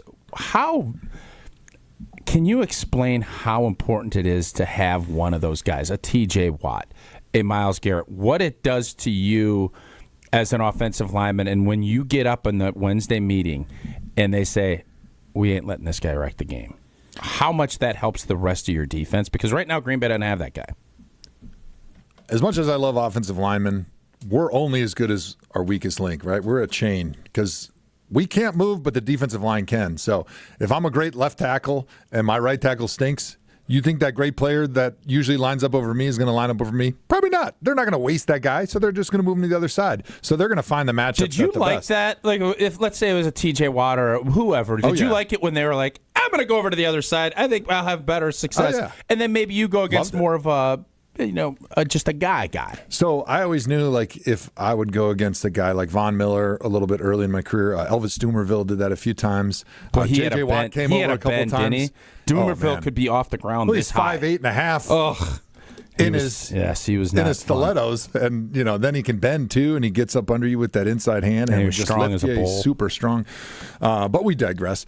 But I think for a pass rusher, like, he is the second most important person on that team behind quarterback, because quarterback's your closer on offense and a pass rusher is your closer on defense. Yep. And as much as we want to, like, double team, want to slide to that guy, like, when the game's on the line, you can't sacrifice resources on offense to put 2 or 3 guys on one pass rusher and then only have 4 guys in the route and have everybody else on the D-line one-on-one, which now the defensive line coach, the defensive coordinator, they know where all their one-on-ones are going to be. They know where the slide's going. Walk linebackers up. Don't let the back come out to chip. Yep. So now all of a sudden their playbook is super juicy because they know what the offensive line's doing, where they're sliding, and who they're chipping. So now all of a sudden you get a one-on-one, and that's why we've seen T.J. Watt be as dominant as he has been, right? Because they're winning the game, or it's tied. The other team's offense takes the ball. They need a field goal or they need a touchdown, and they got to go one-on-one. And he's going to jump the count because he's been listening to that snap count all day. He knows all the keys and indicators from the quarterback and the offensive lineman, whether they start rocking out of their stance, squeezing the football, the quarterback opening his hands, whatever it is, dropping his butt sometimes. Like, he's going to jump the snap, and he doesn't care if there's a 5-yard penalty. It doesn't matter because he knows at some point in that drive it's going to be a sack, fumble, and the game's over, and he just closed and did exactly what he's getting paid to do. Yes, it did, and that is something Goody is going to need to try and find. It's hopefully Rashawn Gary. Hopefully a lot of these guys, younger players, will take a step, but they're getting not that young anymore. All right, Jesse, so Jason, who's taking a day off, well-deserved, by the way. And he's scheduled to appear at 11:15. Yeah, he can't help himself. He loves working. 10:15, and he's calling in and waiting on the hotline. He had a great question to Brian Gutekunst, and I thought some very interesting sound yesterday. Let's hear this little exchange between Jason and Brian, and we'll get Joe's reaction. Spent a lot of time today talking about a lot of really good things, right? A lot of growth and a lot of really good players you have on your team. You talked a little bit about inconsistency, but I mean, the bottom line is you did finish 11-6, and you didn't get to where you wanted to go. So as you go into 2025, like, what is your challenge? Like, what is your, like, hey, this is title town, this is about championships, we didn't get to what disappointed you about this year that you need to be better about? Yeah, you always have some disappointments in the year. I think for me, the thing that's been on my mind, I think, as we've concluded this season, is we need to continue to ramp up our sense of urgency. These opportunities don't come. The life of a player in the National Football League is not very long. We got a bunch of good guys in that locker room. We got a bunch of talented guys in that locker room, and I think it's time that we start competing for championships, right? And I think they're ready. I think they're, like I said, I think they are wired right. I think that group is the kind of guys that can do that. But at the end of the day, you got to go do it. And we fell short in some areas this year that, like they always are every year, a little frustrating. But at the same time, I didn't think they blinked. And so I'm excited about the group, but the sense of urgency, not getting complacent. Some of these guys have now proven themselves to be NFL football players and have attained that. But what's out there for us as a team that we're willing to commit to and sacrifice for, and so that's kind of the. If I'm looking at one thing, that'd be it. Sense of urgency. Things happen, and you had an 11-year Hall of Fame career. Was there a point in your career where your urgency jumped up and maybe there's younger guys? How do you balance that when every year veteran guys are going to be leaving, more young guys are coming in?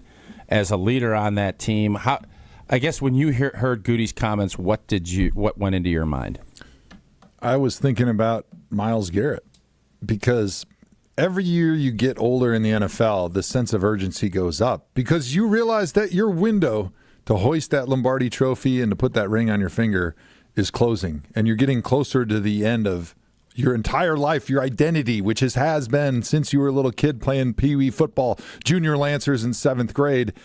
I've been a football player. This is who I am. And the dream from the day you started playing was to win a championship, whether that was middle school, now high school, WIA, state champions. All of a sudden you go to college, you want to win a Rose Bowl when you're at Wisconsin. Now you want to win a national championship. You get in the NFL, it's Super Bowl. And that dream and that opportunity to be a champion, that window closes every single year. And I think that's one of the issues that you have when you have a young team like the Packers, which I think, again, this year we're the youngest team in the NFL, which is amazing. Years, as talented and as well as they have played, they're still super young. But you don't quite understand when you're young how quickly those years fly by. You just think it's forever. Oh, we got another year. Oh, these guys are under contract. It takes forever. You go in there in training camp, and you're there at 6:30 in the morning, and you don't go home back to your hotel till 9:30 at night. You get an hour of watching the Olympics if the Olympics are on, which I used to love in training camp. And you go to bed and you go do it again for 6 weeks in a row. It's not like college where you have 2.5 weeks. So it feels like it's forever. The seasons are super long because 20 games. Then you playoffs, you got more.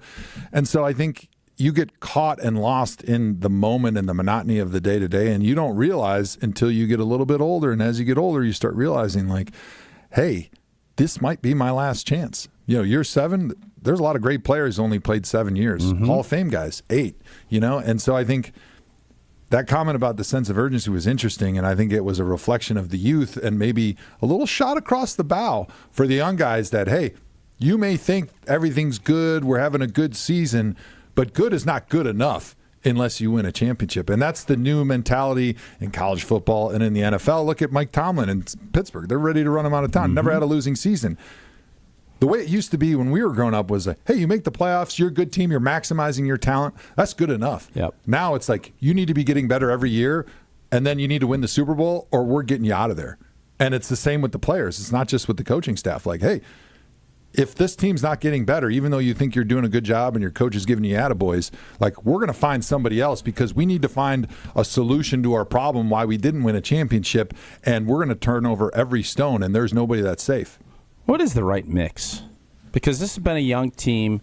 You want to stay young. You don't want a bunch of old guys that are kind of on their last legs. But I think he said you got some pros now. You saw the Packers beat every team they were supposed to outside of the Bears, which, again, it was what it was. They were kind of locked in. And a team that can't get over the hump against the big boys. How do you balance that and say you went out, picked up Xavier McKinney, Josh Jacobs, both were home run pickups. Goody also has to have that sense of urgency. And he just had great success jumping into the free agency pool, but that's not the sustainable way to do it. What do you do if you're Brian Gutekunst? So I love the Packers' philosophy in general. It's kept them competitive for a long time, right? Since 93. When, and having Hall of Fame quarterbacks. Was it 93 when Hall Brett of Fame Favre beef came in? and Maybe 92. I remember sitting in my dad's living room in Brookfield, Wisconsin, watching on the little TV that had the pull knob. And I remember Magic Man got hurt, and Favre goes in. My dad goes, season's over, And from that point on, they've been great almost every single season, and they've had that success. But I think if you reflect back on all those years and only 2 Super Bowl wins, which came with 2 of the greatest quarterbacks of all time and some good fortune, I think they need to realize that in today's NFL, when you feel like your barrels are loaded, you need to shoot your shot in that season. And what the Rams did a few years ago when they made the big swing and they traded Goff and they brought in Matt Stafford and they were willing to get rid of draft picks to try to get talent right now, like proven talent right now, because this is a win-now team. I think in today's NFL, if you want a legitimate chance to win a Super Bowl and you have a roster that can win a Super Bowl, you got to take that shot. You got to trade some draft picks, maybe swing for the fences, push some salary cap dollars into future years, and hopefully the fan bases understand that, hey, we're shooting our shot right now here for the next 2 or 3 years because we have the dudes.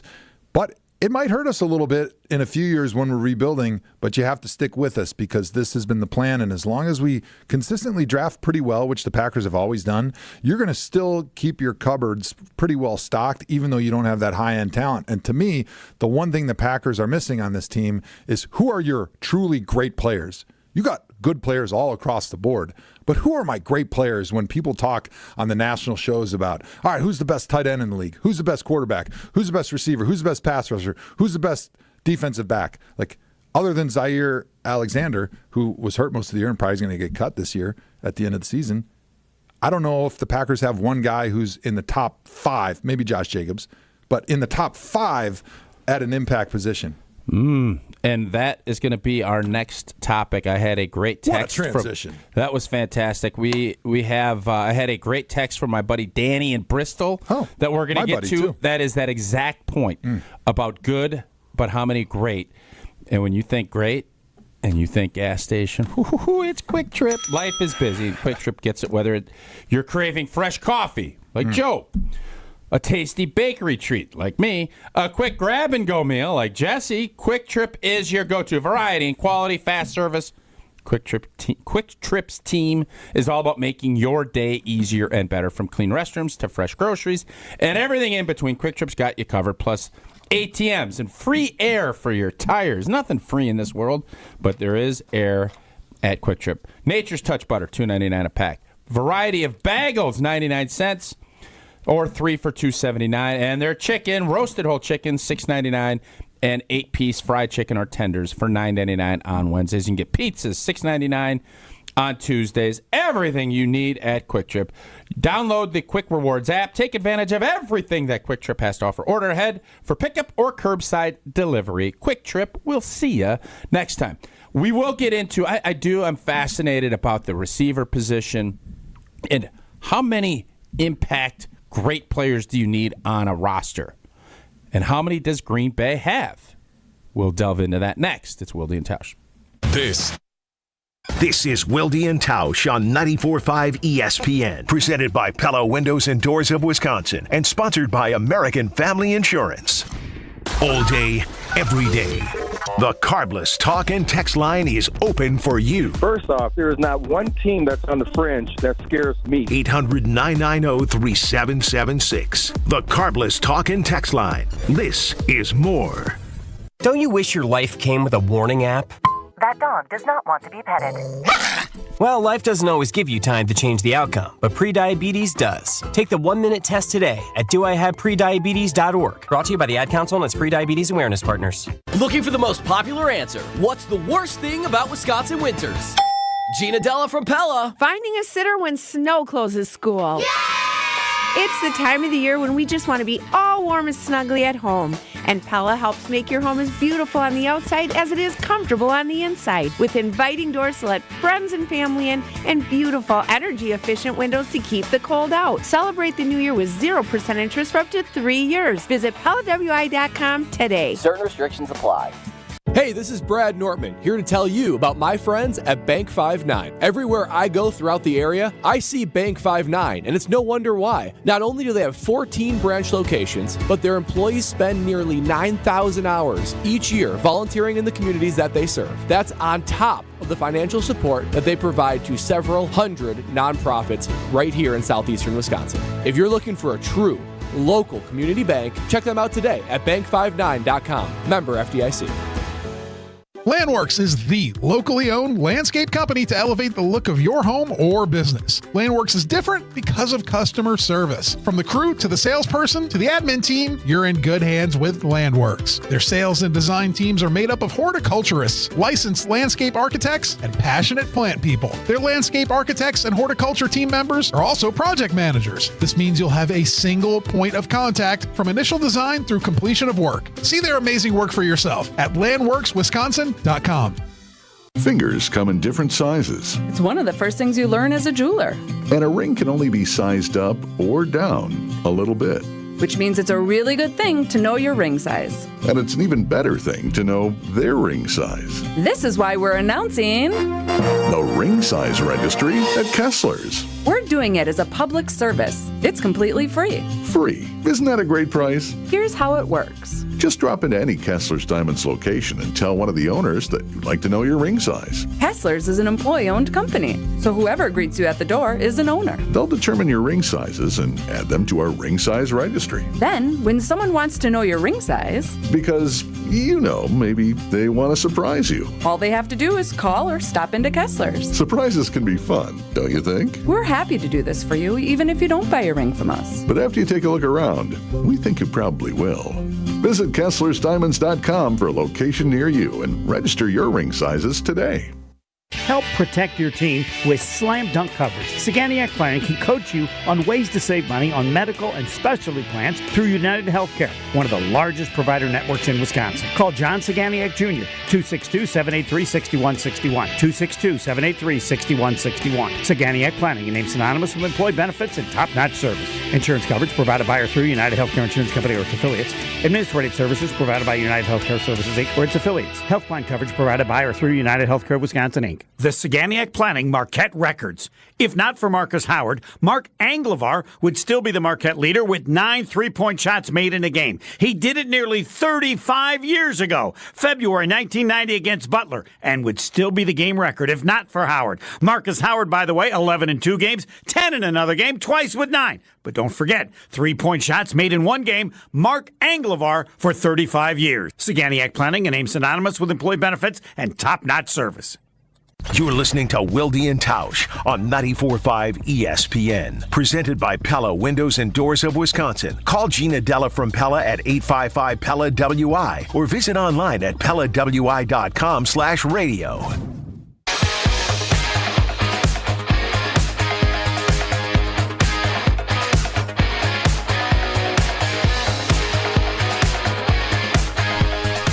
Welcome back into Wilde and Tausch. Yeah, it's been fun. Joe Thomas hanging out for the morning with us, with Jesse and myself, and been some good talks on. I'd like to get Myles Garrett in. Joe is not going to help us in that recruiting effort, which is okay. Well, then we'll have to go to Max Crosby. We'll try to get him. Impact players, and that's where this conversation is going to go here. And I am a big Brian Gutekunst fan. I think he has drafted well. I think the roster that he had when he took over, he has jumped into the free agency a lot more than his predecessors did. And in today's NFL, I think it's been important if you miss on a pick, you go and find someone else. And what Brian Gutekunst does that I really appreciate is he is not interested in the old names. He's not interested in paying 32 and 33-year-old pass Von Millers and some of the. He's not. That's not where he's at. But I have to take a look, and I know there's some people on Twitter that get after me about my standumhood of Brian Gutekunst, and I am looking at why is Green Bay not playing on the divisional round? What happened this season that we were unable to get over the hump? And I think if we really want to take a long look, it's probably, do we have the dogs? Do we have those Joe Thomases, the Hall of Fame players at these elite positions, or do we just have a lot of really good players? So, Jesse, take a look at the Green Bay Packers roster, and let's just kind of delve into, Joe, if you're telling me, obviously quarterback, obviously left tackle, pass rusher, corner, what am I missing as far as where you need to have those monster impact guys? Yeah, it's really those four positions, right? It's your quarterback. You want to have your blindside protector, which, now that I'm not playing left tackle anymore, I would argue that it's better to have a good offensive line as a group, rather than having a great left tackle and then having one weak link anywhere along that offensive line. Because like we mentioned previously in the show, since you guys were listening, of course, for the entire time, if you have one bad offensive lineman, the defensive line is going to find that guy, and they're going to put their best player that they can over that dude when it matters, and your guy's going to get beat. And then you're probably going to lose the game. But cornerback, quarterback, pass rusher, and then pass catcher. Okay, so I got this text, and Danny is a great fan of Wilde and Tausch. He really loves Jesse. And hey, Danny. His question, Goody has done a nice job of drafting good players and developing depth, but has struck out on game changers. They have 0 guys that you have to game plan for. Maybe Edgerrin Cooper has an opportunity, but right now, nobody. So we have a lot of work to do. Who are the Green Bay Packers game-changing players? Oh, snap. That's the question. And I would argue this. If you're asking me right now, who are the Packers game changers? It's the 2 guys that Brian Gutekunst picked up in free agency. Josh Jacobs and Xavier McKinney. And Xavier McKinney had a really good year. I believe he was all-pro. No, he was a Pro Bowler. 8 picks. Did he have the monster impact that we hoped? I would say yes. Is he a game changer? Is he Troy Polamalu? He's got to prove it more. I don't know if he's at that level of Ed Reed, but the rest of the guys, I don't know how many other game changers the Green Bay Packers have on their roster. And it's interesting because what are the 2 positions that teams pay the least for on offense and then on defense? Running back and safety, or maybe linebacker. And it depends on the type of linebacker, right? More of the 4-3 off the ball. Yep. But if you're a guy like Edgerrin Cooper who could line up and rush, like you have a different value, obviously, than just your off-the-ball traditional inside linebacker. But in today's game, unless you're playing safety like Troy Polamalu, which you're almost a pass rusher at that in that scheme, the way they would blitz him all over the place, and you're disruptive, like you can have a limited amount of impact on the game because a lot of times you're playing deep and you're in coverage, and yes, you have an opportunity to pick the football off, but it's not like teams are going to throw at you if you're a stud. Like when we would play against Ed Reed, we're just not going to throw over there, right? I remember vividly when we played Pittsburgh, we didn't even get into our run install, and it was, Where's 43? Every time. And Where's it was, 43? all right, you better make sure, don't let him wreck a game. And we had plays drawn up where we were comboing up to him and letting a linebacker go. And, of course, he still ends up scooping and scoring a fumble. We get beat by 7. So he is a true impact player, so safety. But that's the thing. I don't know.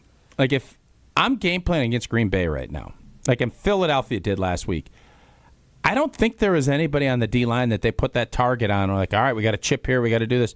Now, I'm sure they did, but they also had Lane and Jordan out at tackle.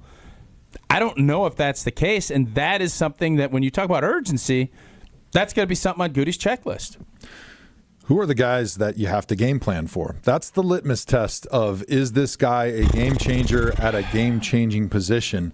And I don't think the Packers have that, because even Josh Jacobs, as great as he has been, he's not really a game changer because he's not a big home run hitter like some of these other running backs like Saquon Barkley and Derrick Henry. Like, he's a very good back. He was excellent in their scheme. He gives you a great dynamic to be able to just ground and pound guys. Like, the fitness level that he has is amazing. When I called that game against the Saints, he touched the ball like 9 times in a row and he doesn't come out. He'd have a long run, and you almost always see a running back tapping their head and going to the sideline. He doesn't need that break, right? So he is that battering ram that can bludgeon you over and over again, but he's not a guy that can hit explosive plays. And I think the Packers hope Christian Watson can be that guy, but he just hasn't proven it consistently. And I think if he's able to take the next step and stay healthy and prove consistently he can be that game-changing guy you got a game plan for, maybe, but he hasn't really given us enough confidence yet at this point in his career that he's going to become that player. Can a tight end be a game changer? No. So Travis Kelce's not a game. Well, not now, but in the past, was he not a game changer? He changes the game, but you don't game plan for him specifically. I think maybe somebody should have hurt you. They would have 3 championships. He can hurt you, and he's going to hurt you on third down and in the red zone. But normal down and distance, if he catches a 7 or 8 or 10-yard pass, you're okay with that. But it's those guys that are able to beat you even when you got coverage rolled to them down the field. Think about like the Tyreek Hill type guy where they're like, oh boy, we got to scratch half our coverages this week because we can't let this dude behind us. Or this guy's going to catch 15 balls for 150 yards against us if we don't double team him on every single play. Like, think about Belichick, how he used to attack an offense. It was like, all right, who are the two guys guy away. we're going to take away? Yep. We don't care if we have to double team every play. We have to move our best pass rusher out there to whack him at the line of scrimmage before he gets off the ball. But we have to do whatever it takes to slow this guy down. And I don't think you have that conversation about any tight end in the league. I would disagree with that. I think Gronk and there are some Shannon Sharp back in the old days, but even still, to me, they were a product of having a good offense elsewhere that opened up those guys. And you could always split Gronk out because he was going to get a good matchup, right? A little guy on him, just throw the ball high, and he could make plays in critical moments. But in your normal down and distance, we never. Now, maybe we should have. We didn't exactly smoke the Patriots all that often, but we didn't worry about Gronk taking the game over from the first play and all of a sudden being this force you couldn't stop. It was usually because they're spreading the ball to their receivers, they're opening up space, then they're getting creative matchups with him in critical moments, those third downs, those red zone situations. So I'm not saying they don't have value, but I think if you have a great tight end, but you don't have a Patrick Mahomes at quarterback or a couple guys on the outside to create that space for your tight end, I don't think they're the game changer that you can completely rely on by themselves. What about a Lane Johnson or a Penei Sewell or one of these guys that you can really lean on when it's third and short, when you never have to worry about? You wouldn't say game changer. What would you call Joe Thomas? You and I, we can lose the game real fast. Trust me. I've lost some games with the Browns where guys got around me or I made mental errors or mistakes, and we lost the game. But we could sit there and pancake 5 guys on the defensive line, but if the quarterback doesn't throw it to the right guy or cornerback makes a good play, like, it really doesn't matter. It's all for naught. And so I think to have a pair of great tackles like the Eagles do or the Lions, like, that's great. That's a luxury because now you don't have to worry about putting more resources into pass protection. And you don't have to worry about maybe a war daddy like Myles Garrett coming off the edge, TJ Watt, because you feel pretty comfortable about that matchup. But it just gives you an opportunity to now throw to your playmakers. Well, It's abundantly clear that Green Bay has some work to do in that regard because as we're sitting here, I think there's two guys that you would probably say are game changers, and I think you could fight and argue whether or not those positions are the ones you want them to be. Is Jordan Love a game changer? I would say at this point he is not. I think he's a good quarterback that has a room to grow, but he's not where some of these other quarterbacks are. We'll have more questions. You know what, Jesse? I want you also to start delving into the YouTube, as you like to call them, dwellers. Let's get some questions there. I want to talk some Badgers since we have one of the all-time great Badgers here. We want to get into that a little bit. Want to get into your Detroit Lions thing, but I also want to make sure if you need a little extra cash, you know where to go. FortriaClinicalTrials.com. Have some studies going for you to grab a little cash. Healthy adults ages 18 to 60. Body mass index 18 to 32. Joe, you don't qualify. Study involves 2 stays, 15 nights, 7 follow-ups, $13,820. That'd be nice to have, though, in your pocket. Receive another $300 per qualified participant. Head over to FortriaClinicalTrials.com. That's Fortria, Fortrea, clinicaltrials.com. All right, so we have not hit on the Lions game against the Commanders. And Jesse Nelson has said some things over the course of the week that makes me think he's a fraudulent Packer fan. I know that is a strong word. Very strong. I am going to ask Joe if he believes that there's a little fraudulence to Jesse's Packer fandom. We'll do that next. It's Wilde and Tausch. Wilde and Tausch is presented by Pella Windows and Doors of Wisconsin. Call Gina Della from Pella at 855-PELLA-WI or visit online at PellaWI.com/radio.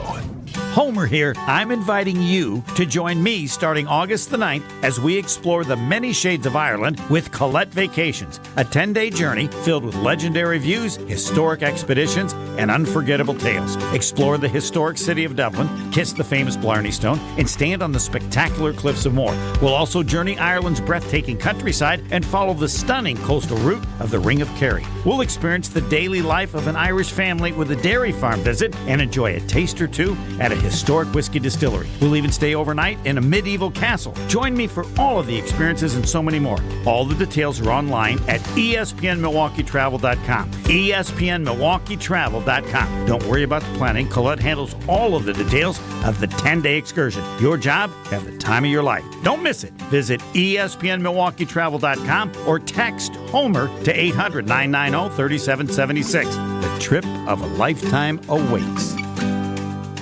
Do you want to have more fun watching the NFL playoffs? Try playing Sleeper Picks. Just download the Sleeper app today and pick more or less on at least 2 players' projected stats. You can win up to 100 times your cash. For a limited time, Sleeper has a special offer. New users have to just play $5 and they'll receive $55 in free entries. Just download the Sleeper app today and use code BRAD, B-R-A-D. Must be 18 years or older. Promo code, location, and other restrictions apply. Minimum deposit $25. See terms of use for details. Please play responsibly. Call 1-800-426-2537 for help. Kevin Moret for Mentality. Most new Mentality clients are stuck running on just 1/3 of the free testosterone they need, and that's why nothing feels right. You're drained, frustrated, and stuck in a body that won't respond to diet or exercise. But it's not your fault. Mentality's doctors specialize in fixing the imbalance. When your free testosterone is restored, everything changes. Your strength, your energy, and drive all come roaring back. Start the year strong with our New Year's offer at mentalityhealth.com/radio. That's mentalityhealth.com/radio.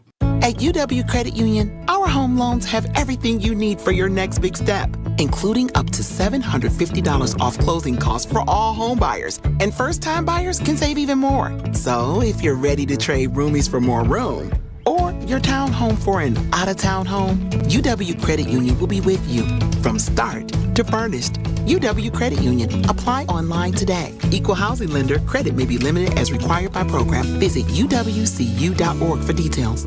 Winning in the NFL comes down to the basics, blocking and tackling. In retirement, protection and income are the keys to success. Simply put, if you're nearing or in retirement, you can't afford a stock market crash. Hi, I'm Mitch Lyons. Having played on winning teams with the Steelers and Falcons, studying game film was a key to success. Now I'm a best-selling author and star in a new groundbreaking documentary film called The Retirement Deception. It unveils how the Wall Street machine has been deceiving us for decades and proves you don't need to risk your nest egg in the market to have the retirement you deserve. This film shows you exactly how to protect your retirement from stock market drops and produce more income than you thought possible. I want you to watch this film for free. Call today for your free copy of The Retirement Deception. I think you would agree 30 to 40 years of saving for retirement is at least worth a phone call to watch this film and see how you can improve your retirement. Call today to speak with an all-pro retirement specialist to get your free copy of The Retirement Deception. Call 855-620-1801. That's 855-620-1801. MitchLyonsWealth.com. Your best game plan to protect, grow, and win retirement. I'm Dr. Jasmine Zapata, Chief Medical Officer for Community Health at the Wisconsin Department of Health Services.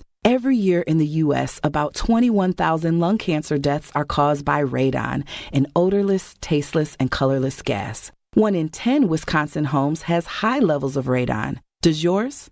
Call 1-888-LOW-RADON or visit lowradon.org to learn more. Test, fix, save a life. Sponsored by the Wisconsin Department of Health Services. You're listening to Wilde and Tausch on 94.5 ESPN. Presented by Pella Windows and Doors of Wisconsin and sponsored by American Family Insurance. Oh, baby, go, go, go.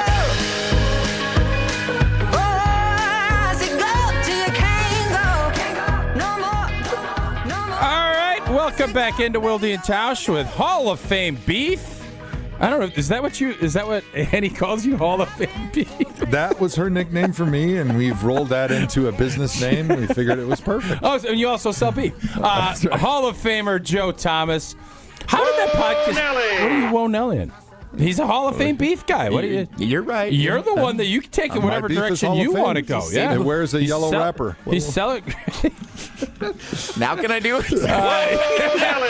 Hey man, you got access to those buttons. You do what you want. You do what you want with those. How was doing a podcast with Annie? Because Annie is, for everybody that doesn't know, she is super entertaining and fun. She's way more fun and funny than I am. What was some? Did you guys ever get into like personal squabbles or stuff when you were doing it, or is it all professional? You know, I would have loved to. The issue is when we did the podcast, it was mostly an interview type podcast. You're interviewing others. We had a Badger player, and so it was more of an interview type stuff. But I wanted to kind of parlay that into like a little more like relationship funnies, because everybody has those, and you can relate to them. And I think they're, you could maybe kind of weave in some I'll Badger tell you stuff this, so I'm not putting you on the spot. Biggest pet peeve, I have two that my wife does. She refuses to turn lights off. I don't know why. It's because you pay the electric bill and she doesn't. I got yelled at for doing that this morning. We are a joint household. Blah, blah. I don't fully understand. Like, you come home, you'd be like, why are the lights on? What are we doing? And it doesn't seem, it doesn't faze her. And then she burns stuff, man. I had to give her an oven, an embargo last year because she burned. And then last night I had people over. We played euchre in honor of Bob Uecker. By the way, the game euchre is not from Bob Uecker. It's not. I'm surprised. Great game. Do you play? I like euchre. I played a ton as a kid. Yeah. Haven't played a lot lately because you got to have somebody that knows how to play the game, right? And Well, Sarah's a good euchre player. Well, I don't know if Annie's okay. Okay. Well, then I'm the world's greatest, so I feel like that would be a fair matchup here. Tauschers versus Thomas. I've said I'm not a top 5 in a lot of things. Sheephead. I put my resume against anybody's. Really? Euchre, I'm a good player. Yeah. It's just. But we started going, you have to get 4 tricks if you go alone in order to get, or you get bumped. Yeah. So that's another thing we'll get to. But pet peeve, she burns stuff, man. I don't know what it is. Come up, my buddy comes down last night. He's like, hey, that pizza's really crisp. I said, what are you talking about? Grabbed some pizzas from Quick Trip. And Sarah claims Max was in charge. But let's be honest, the pizza is black.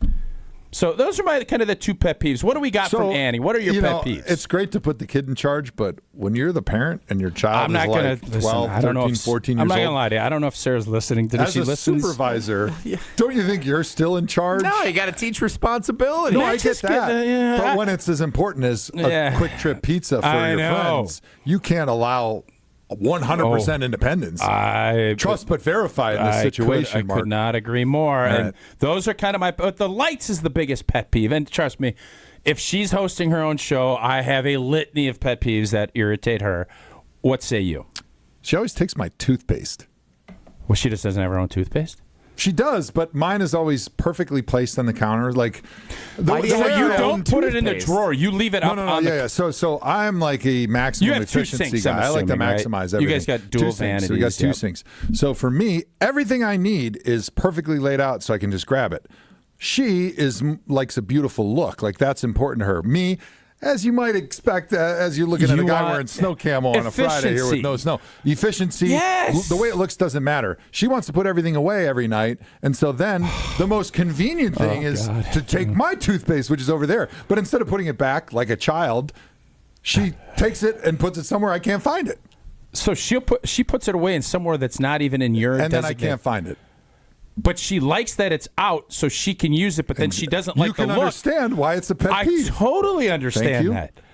Oh, Jesse, what do you got? Okay, so I am the one who leaves the lights on as a reminder to myself to go back to the room. So I am on Sarah's team on that one. That's not surprising. But on the other hand, I love leaving stuff places as same thing. Like if there's a piece of mail or I don't know, something that needs to be done around, like laundry that needs to be. If I leave that sitting out for a minute, that's a reminder to myself, like I needed it. So I'm Team Joe on. I'm going to leave my stuff where I want it. Don't move it. When my wife, Becca, when she moves stuff that I have sitting out because she wants to tidy the place up, then I lose it and I forget to do something. And then it's like a week later, it's, did you take that to wherever? Like, no, I didn't do that. I haven't even seen it out yet. I leave stuff out as a reminder for myself. So I'm definitely Team Joe on this one, anti-Team Tausch. Yeah, so just a real quick life hack that I learned with all the travel we did living in Europe last year. Passport, right? They always tell you to put your passport in the safe when you go to a hotel room, but what's the one thing that you're probably going to forget when you leave is the stuff that's in the safe, right? You're hurrying to catch your train or you're playing in the morning. Oh, I forgot my safe. I forgot my passport in the safe, and now the rest of the trip is canceled. But if you take one of your shoes that you're going to wear the next day, put them in the safe with your passport, you're not going to walk out of the room with one shoe on. So you'll never forget your passport again. Unless you pack numerous amounts of shoes, which I don't. Don't you put out, like if, let's say you got an early flight, don't you put out like your outfit and your shoes you're going to wear? Yep. So of that outfit with shoes, take one of those shoes and put it in the safe. Now, are you also, when you're going and you're bouncing around, and you did that a bunch, it drives me nuts that you have to bring all the suitcases up to the hotel room. Like, can't we just, it's one night. Can't we pack in a duffel and then leave all the other suitcases so we don't have to lug everything we're getting up? Into another pet peeve of mine.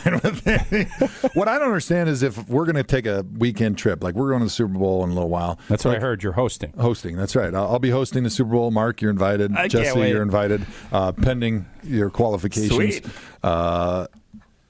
If we're going to go and I give you the weather and the events we're going to go to, you know what we're doing, and you can just pack the outfits you're going to wear. Yeah. We don't need to pack our wardrobe of options and then decide when we're there. Let's just make that decision now, and we can pack everything in a nice duffel bag. And I'm the crazy one to say, well, you're packing so much stuff. But in fairness, when you're packing for the kids, it's different. I have this great backpack. I put all my stuff there, and then kind of Katie bar the door. I just say I don't even fight on if you want to bring 3 bags, great. But do we need to lug them for a one-night hotel stay before we get to the place we're going to stay for 3? But you're still fighting it. That's the point. No, I'm annoyed by it. I know, but you're still fighting it. You have not fully released that from your Don't you feel like when you give in, like I've given a ton here, can't we win on this back here? So you would rather have 5 bags in the back of the car than have just one? Who cares? It's the back of your car. You're not using it for anything else. It just seems like when you're loading and unloading the car, like, which one's the first stop bag? Which one's the second stop bag? The duffel bag for the one night. Yeah, Jesse, whatever. Yeah, he hasn't traveled enough. Calling all Badger fans. American Family Insurance wants you and a friend to experience the best Badgers Day ever at a Wisconsin home game of your choice in the 2025 season with pregame field access, incredible seats at Camp Randall, and exclusive Badger swag. American Family Insurance has you covered. Go to amfam.com/Badgers to enter the Badgers Best Day Ever sweepstakes that is open to legal residents of all 19 states who are 18 years or older. One entry per person. amfam.com/Badgers. Dream fearlessly, insure carefully. Oh, I got to finish up too. Jeez, I just told Joe this. I have a newfound respect for Wilde. I'm sitting here doing reads. I'm getting in and out. Wow. We're gonna get before the 11 o'clock. Compliments, by the way. Kudos, grinding. Rob in Michigan, big fan of your work today. Staying on the clock. Somewhat, Jesse. Somewhat better than what we've done. Better than what we've done. Better than a Bulaga day for All sure. right. Yes. We are gonna hit on the Detroit Lions Commanders game, and we're gonna finally get Jesse to tell Joe why he's not a fraudulent Packer fan, even though there's a lot of story to tell that he is. We'll do that next. It's Wilde and Tausch. On air, online, and on demand. Get all your favorite ESPN Wisconsin content anywhere you get your podcast for free. The new Wisconsin On Demand. It's free, it's everywhere, and it's for you. All day, every day. The Carbless Talk and Text line is open for you. First off, there is not one team that's on the fringe that scares me. 800-990-3776. The Carbless Talk and Text line. This is more. Station updates, show clips, and your place to interact with us every single day just by scrolling through your feed. Follow along on Twitter, Facebook, and Instagram at ESPN Milwaukee. Hi, Drew and Jonathan Scott here, reminding you that a lot of life's firsts are better with help from American Family Insurance. Like your first home expansion or your first big lightning strike. There's a first for everything. Get the right home policy at the right price with the right help from American Family's agents. Life's better when you're under American Family's roof. Insure carefully, dream fearlessly. Get a quote and find an agent at amfam.com. Products not available in every state. American Family Mutual Insurance Company SI and its operating company, 6000 American Parkway, Madison, Wisconsin. Wisconsin Indoor Golf Center is hosting another Scramble tournament with $750 in cash prizes available. Hey ESPN Milwaukee, this is Gary Ellerson. And Wisconsin Indoor Golf Center invites you to play in a two-man scramble at Pebble Beach, all from their comfortable golf simulators. Grab a friend and sign up today at WisconsinIndoorGolfCenter.com. The tournament costs $120 per pairing and is happening now through January 31st. Your winter chance to play Pebble Beach awaits. WisconsinIndoorGolfCenter.com. Life's busy, and Quick Trip gets it. Whether you're grabbing fresh coffee, a bakery treat, or a quick meal, Quick Trip is your go-to for quality and fast service. From clean restrooms to fresh groceries, easy meal options, and guaranteed fuel, we make your day easier. Plus, enjoy perks like free ATMs, free air for your tires, and sweet rewards with the Quick Rewards program. Everything you need in one stop, and always a friendly, see you next time, Quick Trip, where your day gets easier and better. Ready for a win? Well, it's your year. At Potawatomi Casino Hotel Milwaukee, you can win over $2,000 in free play every month all year long. Just play your favorite games and you might take the stage in the It's Your Year game show. 25 winners each Thursday. There's $300,000 in cash and prizes up for grabs this January. Yeah, we think it's your year. More info at paysbig.com. Must be 21 years old to play.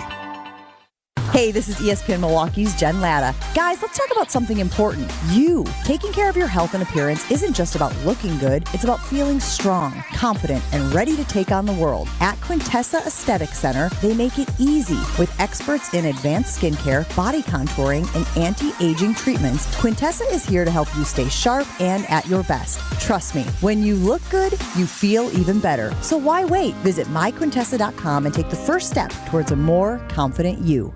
Hey, wouldn't it be great if life came with a remote control?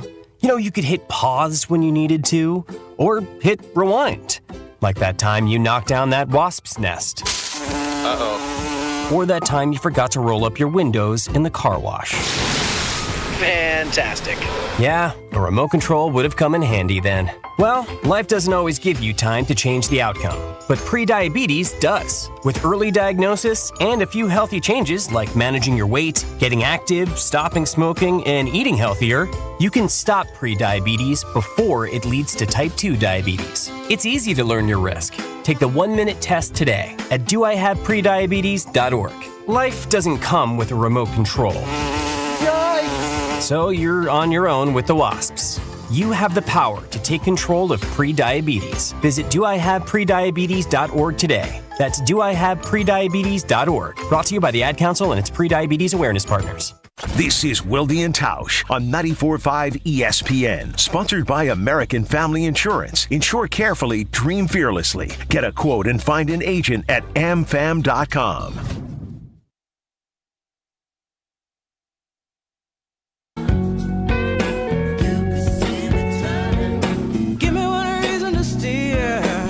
Back at you here. What a fun show. We're almost 2 hours in. We got our last segment almost on time. Clock management, Jesse. It's 10:58. Jesse, hold up a second. From what we're accustomed to, with Jason running the show, this would have started at 11:05. Like, I'm 7 minutes ahead of schedule, if my math is correct. Fair? You're doing great, old Thanks, team. buddy. I'm not You're looking great. I'm just saying my clock management. Me and Mike McCarthy, very similar. All right. So, Jesse, can you explain to Joe? And, Joe, you were a Packers fan. Obviously, now you have a lot of allegiances to the Browns because of your great career. But, Jesse, can you consider yourself an all-time fan of a team if you root for their biggest rival not once but twice in your lifetime? And what I mean, Jesse went with Brett Favre. He abandoned ship and went to the Minnesota Vikings full-fledged for 3 to 4 years. And now is rooting for the team that has gutted the Green Bay Packers the last 3 seasons. Ended our playoff run in 22. Won the division the last 2 years. And he's pulling for the Detroit Lions to win a championship. Is that not fraudulence when it comes to being a Packer fan? So I believe it's fraudulent if you were cheering for the Minnesota Vikings when Brett Favre was there, which you made it seem like he was cheering for them the whole time. He did. It wasn't just when they were running. He's rocking playoffs. a purple jersey. He was like wearing skull horns. I was upset. I was again. He was doing the blah blah horn. What's that big horn that they do? The Yaller horn. Yaller horn. That's a silent J, right? Actually, I got to blow that when I was doing Thursday Night Football pregame. And little known fact, it actually makes no sound. It's completely controlled with the button. Jesse, what? You just put your hand over the microphone and you go. Is that even if you're a pro? Boy, that'll be a gift. You understand we're on video. I just want to let you know that. That's what you do. Matty Hayes is going to gift the heck out of that. I can guarantee it. So you're telling me you blow into that horn and there's nothing. Even if you're a pro I don't even think you can blow through it. There's nothing in there. It's all. I think that's fake. There's a wall on the inside. Like you can't even blow all the way through it. It's not real. What a bunch of. You know what? I always knew the Metrodome. It was all Packers fake news up there with the loud noises. Yeah. They pump all that in. Pump it in. And they even pump Yallerhorn's their fake. Yagerhorn thing. Yeah, the Yallerhorn's fake. Oh my God! Breaking news. What a joke. Anyways, I don't think you realize what you're doing there, but you keep doing what you're doing. So, Jesse, that was ridiculous. I think Packer fan, obviously, everybody loved Brett Favre. I get all that. But once he leaves, it's over, man. It's over. You're a Packer fan. Yeah. But now, Go with the the Detroit colors, the Lions, he goes, laundry. I went to Detroit once, and it was a nice town, and they struggled for so long. I want to see the Lions win a championship. Is that your Jesse voice, Tausch? That was a good Jesse, by the way. That was super whiny and nasally. Yeah, that's what I was going like for. that at all. So this side, I'm actually on Jesse's team right tell here me because you said their biggest rival. The Detroit Lions The have last been 3 years? doormat of the NFC North for 40 years. Ever. But what about the last 3? Yeah, but I think that when you become a fan of a team, like it's fully encompassing of the experience that you've had from the moment you started cheering for that team till where we are today. And forever, it's been the Bears and a little bit of the Vikings, right? The Vikings always had our number in the 90s. But so that's been our rival. And you almost always liked Detroit and felt bad for them because you whooped up on them. But they always had some fun players. Calvin Johnson, Barry Sanders, greatest running back of all time. And so I can understand how, as a Packer fan, you could enjoy watching the Lions and then also feel a little bit of empathy for their fan base who's stuck with a program that has been terrible forever. I felt that way 2 years ago. I didn't feel that way. They're smug now, and I don't believe they're smug, though, because I understand if they become a smug team that are if you watch I'm on St. Brown's pod, they're just high on winning. They're unfortunately, I got a few better things to do than watch Amon Ra's podcast. Boy, it's a pretty good little podcast. I'm sure sure it's amazing for you Lions fans. Not bad. And now I'm wondering if you're the Lions fan here, because I don't think that's getting a lot of play outside of I think Michigan, it's getting more let's than be you honest, think. but you never know. But either way, I don't think Detroit has that vitriol that a team like Chicago or Minnesota, because of the history, the long history. Agree. And the fact that, and maybe you can disagree, maybe this is just my love for Dan Campbell. I really like what he's done there. I like what he's built. Respect the heck out of him. Jared Goff is a guy you can cheer for, right? He was discarded. They had to throw a first-round pick to take him. Right, like when they traded for him, I was like, what a great win for Detroit. I called my agent. He goes, they only threw Jared Goff in there because they had to get rid of his contract, and they had to pay a first-round pick to get Detroit to take the contract. Well, it turns out it was pretty smart, and I was right. Kind of a win-win for everybody. It was a win-win. If Detroit wins this championship, it was a great trade for everybody. Joe, I agree in the fact that I respect what they've done. That is a long slog. But if you're a ardent supporter of a team, you can't root for the team that is directly in your line. While you're alive. But the Packers are done. Their season's over. They can't win this anymore. So I can understand now. Your team, pitching Jesse. your fandom wagon to a new team that you like, that's got a lot of interesting storylines and fun things, and a fan base that has struggled forever. And maybe this is just because I see a lot of Cleveland in Detroit, That's fair. And Buffalo. Okay. So I'm pulling for Buffalo. Just like the NFL, I want to see Buffalo. I want Detroit. Buffalo to win a championship. And by this the way, year. I don't want Detroit to win the Super Bowl. I just want them to get. I want Buffalo to win the Super Bowl. He backtracked. Now I'm really confused. He didn't Tausch has conveniently like the left vitriol that he got online, so he's backed away. Which is right, because fine. I've always been afraid of the vitriol one more online. game? Like you just want you want him in the Super Bowl to lose? I want him in the Super Bowl. That's so, Joe, you're telling me you're on a good Browns team and you win a couple. When was that? I know. Sorry. I'm just trying to be nice. Oh, thank you. And then Pittsburgh is a nice little upstart, and they come back. They hadn't won the division. You're going to pull, and you're going to pull for Pittsburgh. Now, Pittsburgh, to me, the rivalry Cleveland and Pittsburgh have is like Bears, Chicago. Packers. Okay. Yeah, it's very different. It's different. There's a hate there. There's like a long history of we don't like each other, fights in the stands. River battles. Pittsburgh fans, Cleveland fans, they have hated each other forever. Okay. And I think a more analogous situation. Really well done. Think about it for a second. You really crushed It's been a while since I've been in school. Would be Cincinnati, because when Cincinnati was in that Super Bowl against the Rams, you were pulling. I was pulling for Cincinnati. I like Joe Burrow. I was cheering for Cincinnati. Okay. And but once they win one, it's over. Like the valve has gotten shut off. I don't care about you anymore. I want to beat it's just one. I changed after the Cubs and how I was like, oh, they've been so long suffering.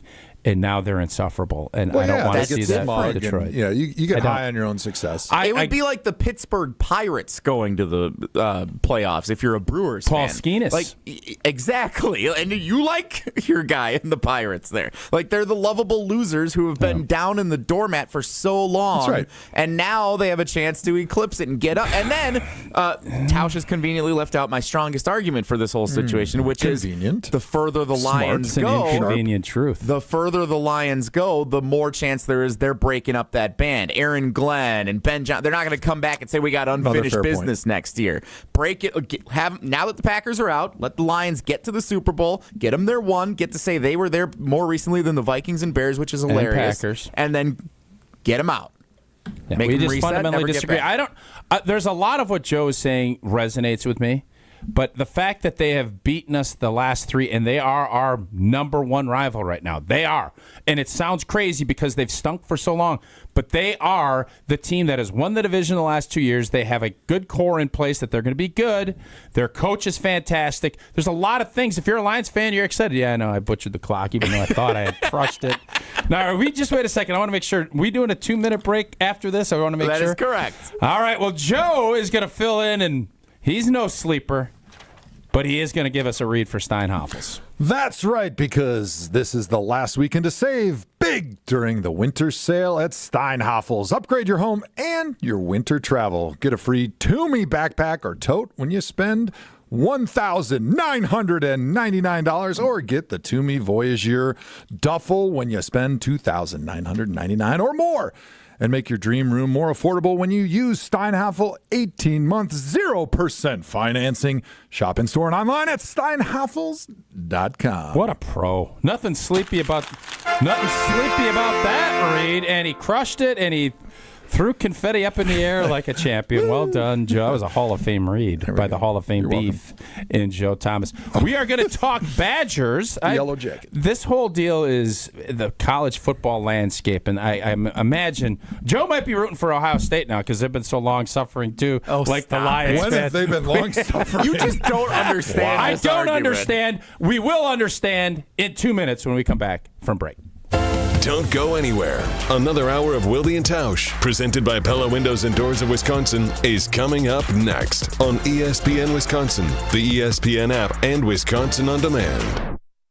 As a bull rider, I prefer to do things single-handedly.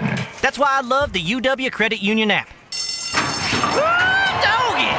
It lets me check accounts, make transfers and more on the go. And if I need an extra hand, UW Credit Union has 13 Milwaukee area branches. Yippee! So, if you want simple mobile banking, mosey on over to UW Credit Union. They're here for every y'all. Federally insured by NCUA. Looking for the most popular answer. What's the worst thing about Wisconsin winters? Gina Della from Pella. Finding a sitter when snow closes school. It's the time of the year when we just want to be all warm and snuggly at home. And Pella helps make your home as beautiful on the outside as it is comfortable on the inside. With inviting doors to let friends and family in and beautiful energy-efficient windows to keep the cold out. Celebrate the new year with 0% interest for up to 3 years. Visit PellaWI.com today. Certain restrictions apply. Wisconsin is still cattle country. And that's why Bunzel's chose to stay close to home to hand select the finest beef. Quality goes into everything they do, from Bunzel's expansive array of meats, homemade specialty sausages, and their award-winning beef jerky. It just isn't a proper holiday meal without Bunzel's top quality cuts on the dinner table. Tasting is believing. Visit Bunzel's at 90th and Burleigh or bunzels.com. Fisco is always there for your auto body care. When accidents happen, Fisco Auto Body on Forest Home in Franklin is there when you need them. Got a broken mirror? They'll take care of it. Dented bumper? Scratch paint? Fisco Auto Body will take care of it. If there's any damage you need fixed, Fisco has you covered. Their expert workmanship is guaranteed for the life of your vehicle. So stop in for all of your auto bumps and dings. Once again, you know the line. That's Fisco. Tune in to KBN every day at 2 o'clock. 94.5 ESPN is WKTI and WKTI HD, Milwaukee. A locally owned Good Karma brand station.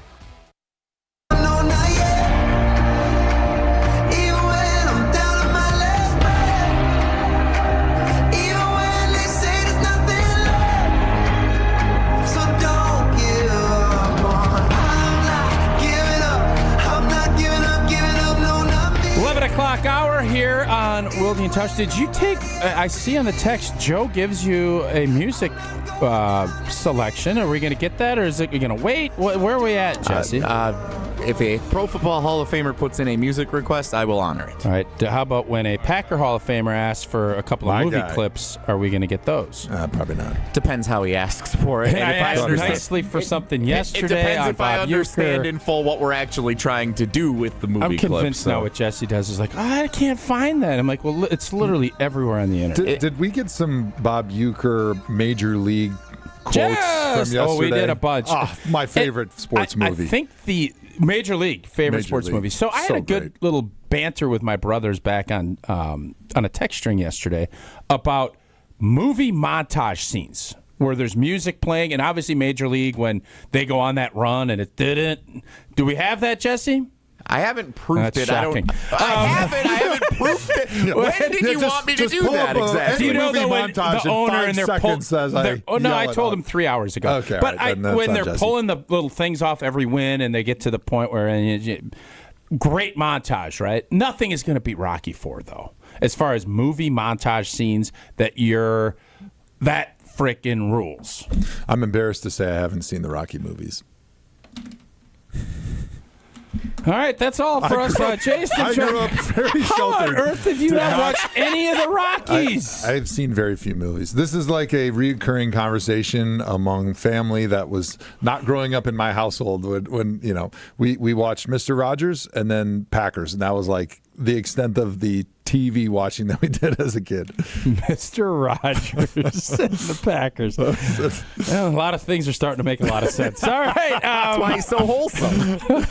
All right, Joe, Very let's sheltered. dig in because we don't have access to you as much as we'd love. The Badgers, pretty disappointing season. Take us in kind of I know you're over in Germany for a big chunk, but looking back at the season and moving forward, give us your overall picture of what you saw. College football is so goofy right now that I think all fan bases are going through this period of readjusting their expectations. I mean, just think about last weekend in the semifinals of the college football playoffs. They were discussing multiple of those coaches. If they lost, their fan bases were ready to get out the pitchforks and fire them. I don't think teams or fan bases fully understand right now the parity that NIL and the transfer portal has brought to college football. The SEC is not dominating quite like it is when everybody can pay players. That's right. All of a sudden, hey, we're allowed to pay. Well, we have some money up in the Big Ten, too, that we can throw into our players. What is it? It means more? Well, money means more. Yeah. That's kind of leveled that playing field a little bit. But I think gone are the days where you're going to win 10 games if you're a good coach at a good university because you don't have the soft schedule at the beginning of your schedule anymore. And then there's not your powerhouse teams that are able to stack talent because if you're a 4 or 5 star and you're not starting or getting the role you thought, you're just going to go somewhere else. And so because the player movement has allowed for much more even player talent distribution across all the major schools, it's going to be much more like the NFL where a little over 500 is a good season. And now that's not for me to say, like, for Badger fans, we should accept 500 and missing a bowl. But I'm just saying that, like, for us to expect 10 or 11 wins every single season like we used to with, hey, we got a good season, we had a good coach, like, because we're able to put together a roster that's here for a little while, we're able to develop these guys, and we're playing patsies and, you know, the weak sisters of the poor here for 3 games at the beginning of the season, that you just load up on these fluffy wins at the beginning of the season, and now it's easy to get to 10 wins when you beat up on a crappy Purdue, a crappy Peoria. Northwestern, a crappy Illinois. Like, everybody's pretty good right now. So with that rant off my chest, I think they obviously need to figure out the quarterback position, which it's such a challenge in today's college football because you get a guy for a year. Yep. Right?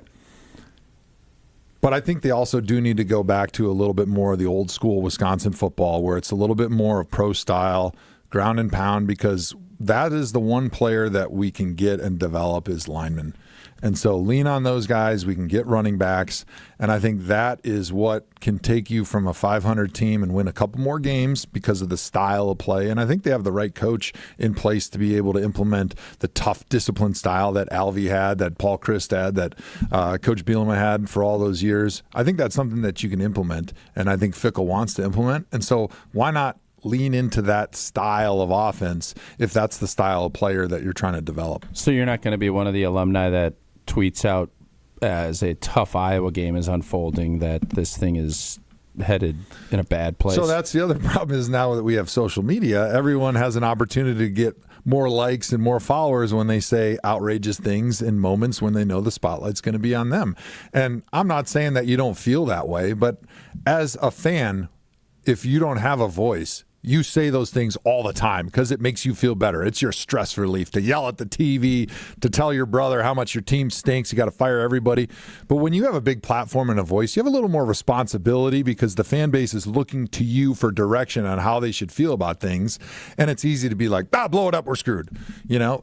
But it's also not maybe the most realistic or the most responsible thing when you're in that seat and you have that respect and that platform, because it's like being on TV. It's like having a microphone in your face, just like we are today when you're tweeting out things about your alma mater or your team that you love. And I think the thing we have to kind of get our head wrapped around is every year this isn't going to be like the old days where you're going to see freshmen go into sophomores. Every year is completely different. It's unlimited free agency. We've seen that on the defensive side of the ball already with what Wisconsin's done. You're almost overhauling the entire group. Yeah, every year. Every year. Indiana just went from being in the basement to the college football playoff. Every year is going to be different. It is just a different way that these programs have to go about their business. And maybe in the past it wouldn't have suited Wisconsin, but Wisconsin, everybody has to adjust and alter how they're building their roster. And I think, how do you make a difference, right? And I think that's the question we have to ask in this era of every year it's basically an entirely new team. We can't develop players and hold on to them the way we used to. That was always the Wisconsin difference, right? I don't even know how much I would recruit high school seniors anymore. I really don't know how many guys I want because you have to pay to get them here. And if they get really good, Ohio State or somebody's going to say, oh, we'll give you this. That's a good point. You're starting to look at what like the South Dakotas and those FCS schools, hey, they're 20, 21. It's you'd rather have a 21-year-old than an 18 or 19. There's still that growth, and that's another kind of part to the equation as far as trying to figure out how you can build the best roster. Yeah, I think for a coaching staff in college football, important to not complain about the circumstances because you don't control them right now. And nobody cares. Nobody cares. Yep. And you got to figure out how do we make the most of it. And I think that's a great point. Like from a strategy standpoint, how do we make a difference and have improvement or have a better strategy than the rest of the teams in college football? It's, hey, maybe we don't recruit high school kids quite as much. But I think the second part is having stability in your coaching roster, like figuring out these are our guys, these are who we want to be. Since you can't have stability on your roster with your players, if you have that stability in your coaching staff, I think that can make a difference because you have an opportunity to sort of set a direction, build a culture, and then the guys that come in are going to have to assimilate to that culture that you've built rather than having a program where, hey, if like in the NFL, oh, we didn't make the playoffs, fire the coach, start over again. I think that sets you back. And so, maybe it's twofold. Maybe, hey, don't really recruit high school guys all that much. Just worry all about transfer portal and then just have a little bit more patience with your coaching staff than everybody else. Yeah, it is a challenging landscape, and Wisconsin is trying to navigate through it. But I'm telling you, every year, this idea of these legendary programs, they're getting poached too. And it just levels the playing field, as you said it, and all kinds of opportunities there. Jesse, I know there's a lot of stuff going on out in California and ESPN and our station. We're trying to help our cause. Yep. If you're able, please help people affected by the California wildfires of 2025. Donate at redcross.org/ESPN to help the Red Cross respond and help people recover. That's redcross.org/ESPN. Anything you can help is able, and that's really appreciated by everybody involved there. Jason Wilde is gonna scheduled to appear. Do we have that confirmed? If he doesn't, we have also our prize picks of the week that we're going to get to. But Jason Wilde on his own show going to join us next. It's Wilde and Tausch. This is Wilde and Tausch, presented by Pella Windows.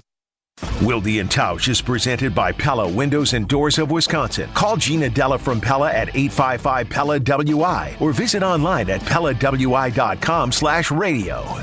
Even when you think you know what's going on. Craig, you don't pay us to be cheerleaders. There's plenty other shows that do that, okay? You know what you pay us to do? Be right. You can never be too sure. Chewy, buddy, hold back. I was with you, and then you went a little too far. Drop that. Packers, nonsense, chaos. I pay you all to entertain, which you do all the time, and you do a fantastic job. Did you? Jen, Gabe, and Chewy, morning 7 to 9 on 94.5 ESPN and available wherever you get your podcasts with Wisconsin On Demand. Wisconsin Indoor Golf Center is hosting another Scramble tournament with $750 in cash prizes available. Hey ESPN Milwaukee, this is Gary Ellerson, and Wisconsin Indoor Golf Center invites you to play in a two-man scramble at Pebble Beach, all from their comfortable golf simulators. Grab a friend and sign up today at WisconsinIndoorGolfCenter.com. The tournament costs $120 per pairing and is happening now through January 31st. Your winter chance to play Pebble Beach awaits. WisconsinIndoorGolfCenter.com.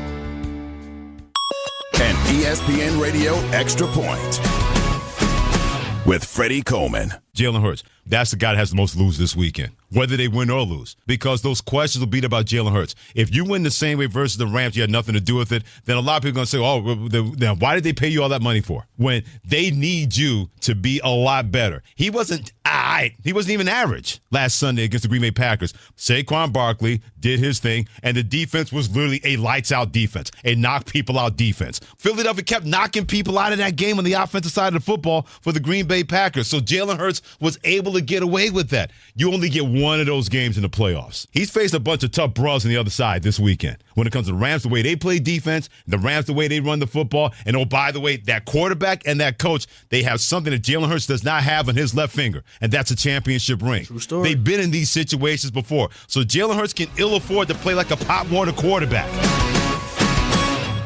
Texting enrolls you in a recurring automated marketing text messages. Consent not required to purchase. Message and data rates may apply. We're getting crushed out here.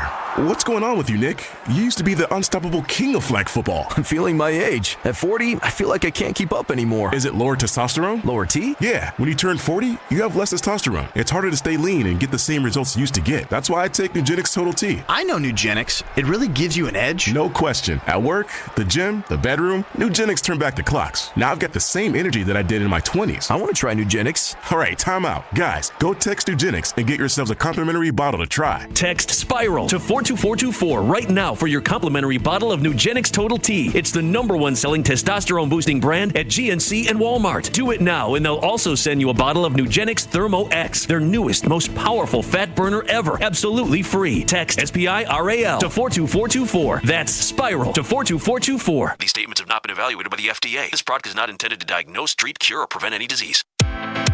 Ready for a win? Well, it's your year. At Potawatomi Casino Hotel Milwaukee, you could win over $2,000 in free play every month all year long. Just play your favorite games and you might take the stage in the It's Your Year game show. 25 winners each Thursday. There's $300,000 in cash and prizes up for grabs this January. Yeah, we think it's your year. More info at paysbig.com. Must be 21 years old to play. They say consistency is the key to success. They weren't wrong. So how about grabbing a beer that's consistently smooth, consistently refreshing, and consistently light? You might just find that the road to success can be pretty enjoyable. Michelob Ultra, the perfect balance of taste and refreshment, and only 2.6 carbs and 95 calories. It's only worth it if you enjoy it. Enjoy responsibly. Anheuser-Busch Michelob Ultra Light Beer, St. Louis, Missouri. You're listening to Wilde and Tausch on 94.5 ESPN. Presented by Pella Windows and Doors of Wisconsin and sponsored by American Family Insurance.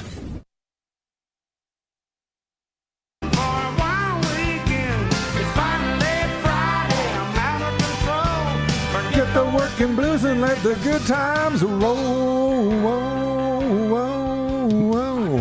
Must be getting close to the weekend. Joe's singing. Joe Thomas, our cousin sub of the day for Jason J. Wilde. And I think Jason is going to join us while we're waiting. Prize Picks, my favorite way to have fun. And Joe, you know what? I turn my sports opinions into real cash with Prize Picks, the best place to get over 10 million members and billions of dollars in award winnings.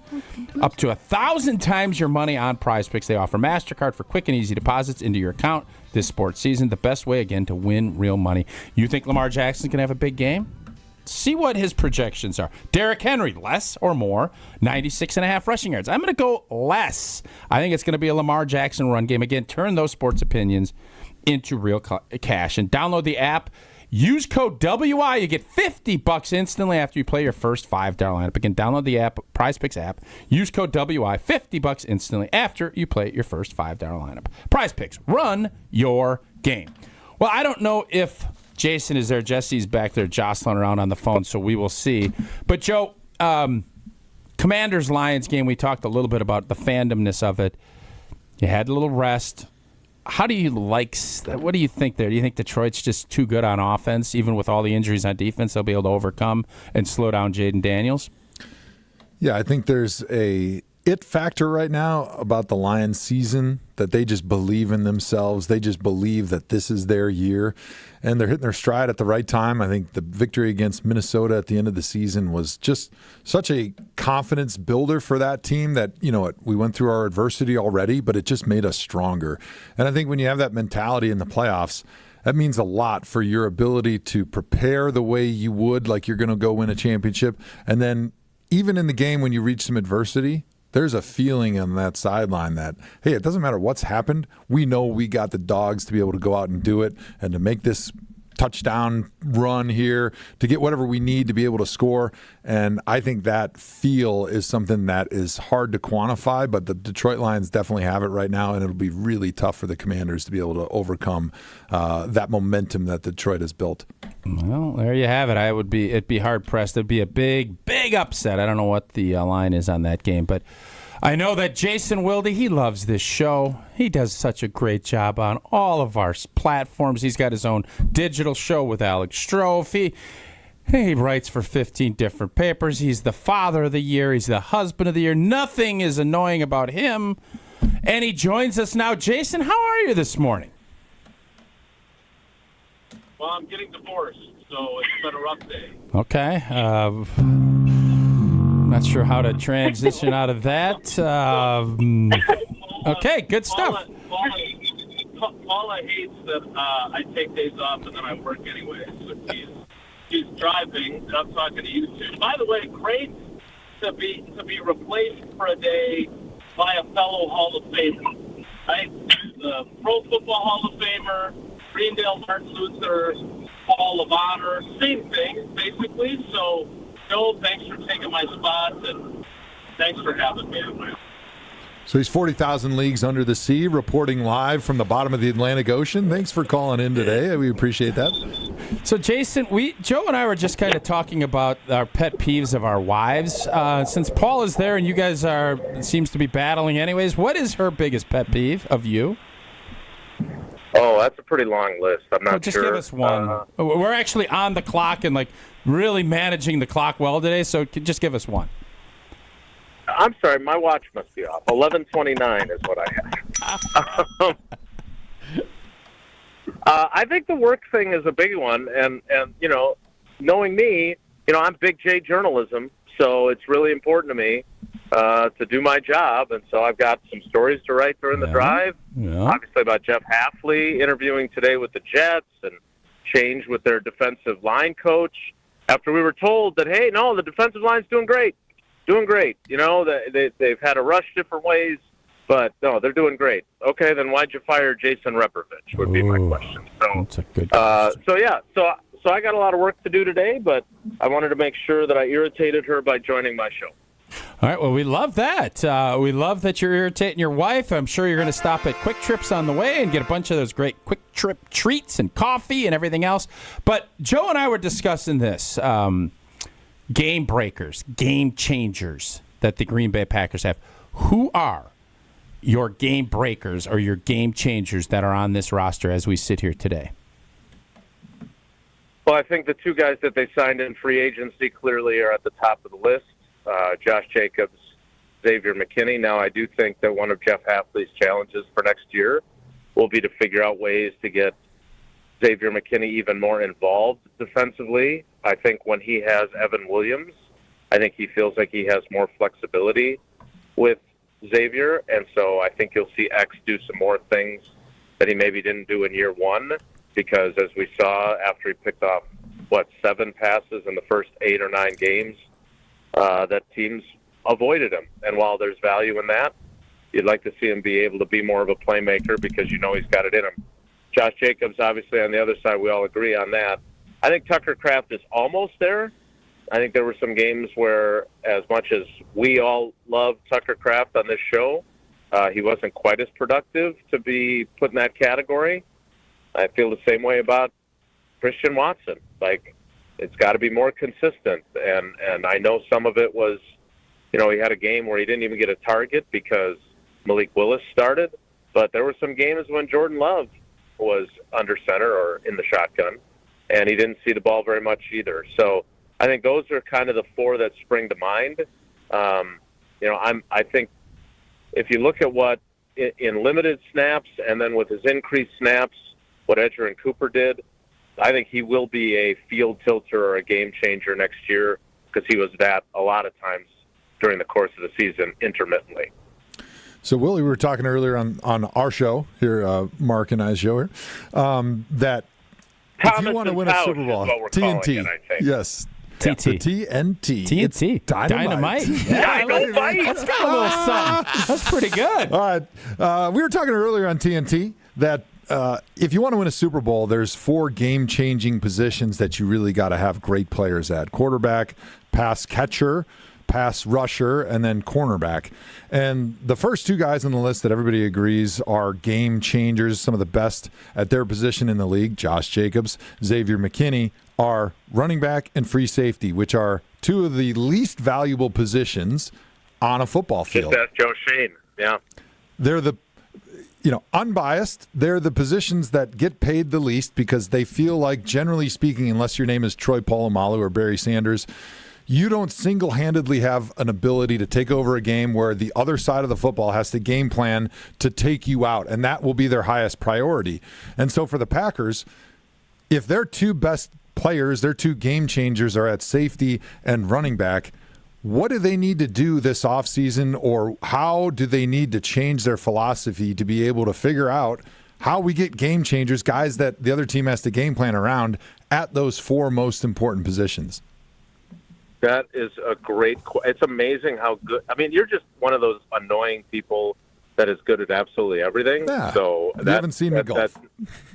Well, okay.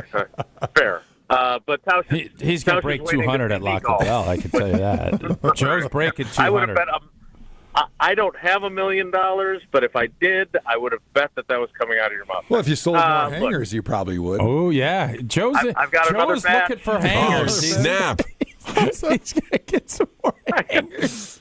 I could use some. I got some nice ones from IKEA that we're not using anymore. Oh, beautiful. I'll get those listed. All right, thank you. I first of all, great question, and nice and long, which is how I prefer my question. We're trying to filibuster a little bit here.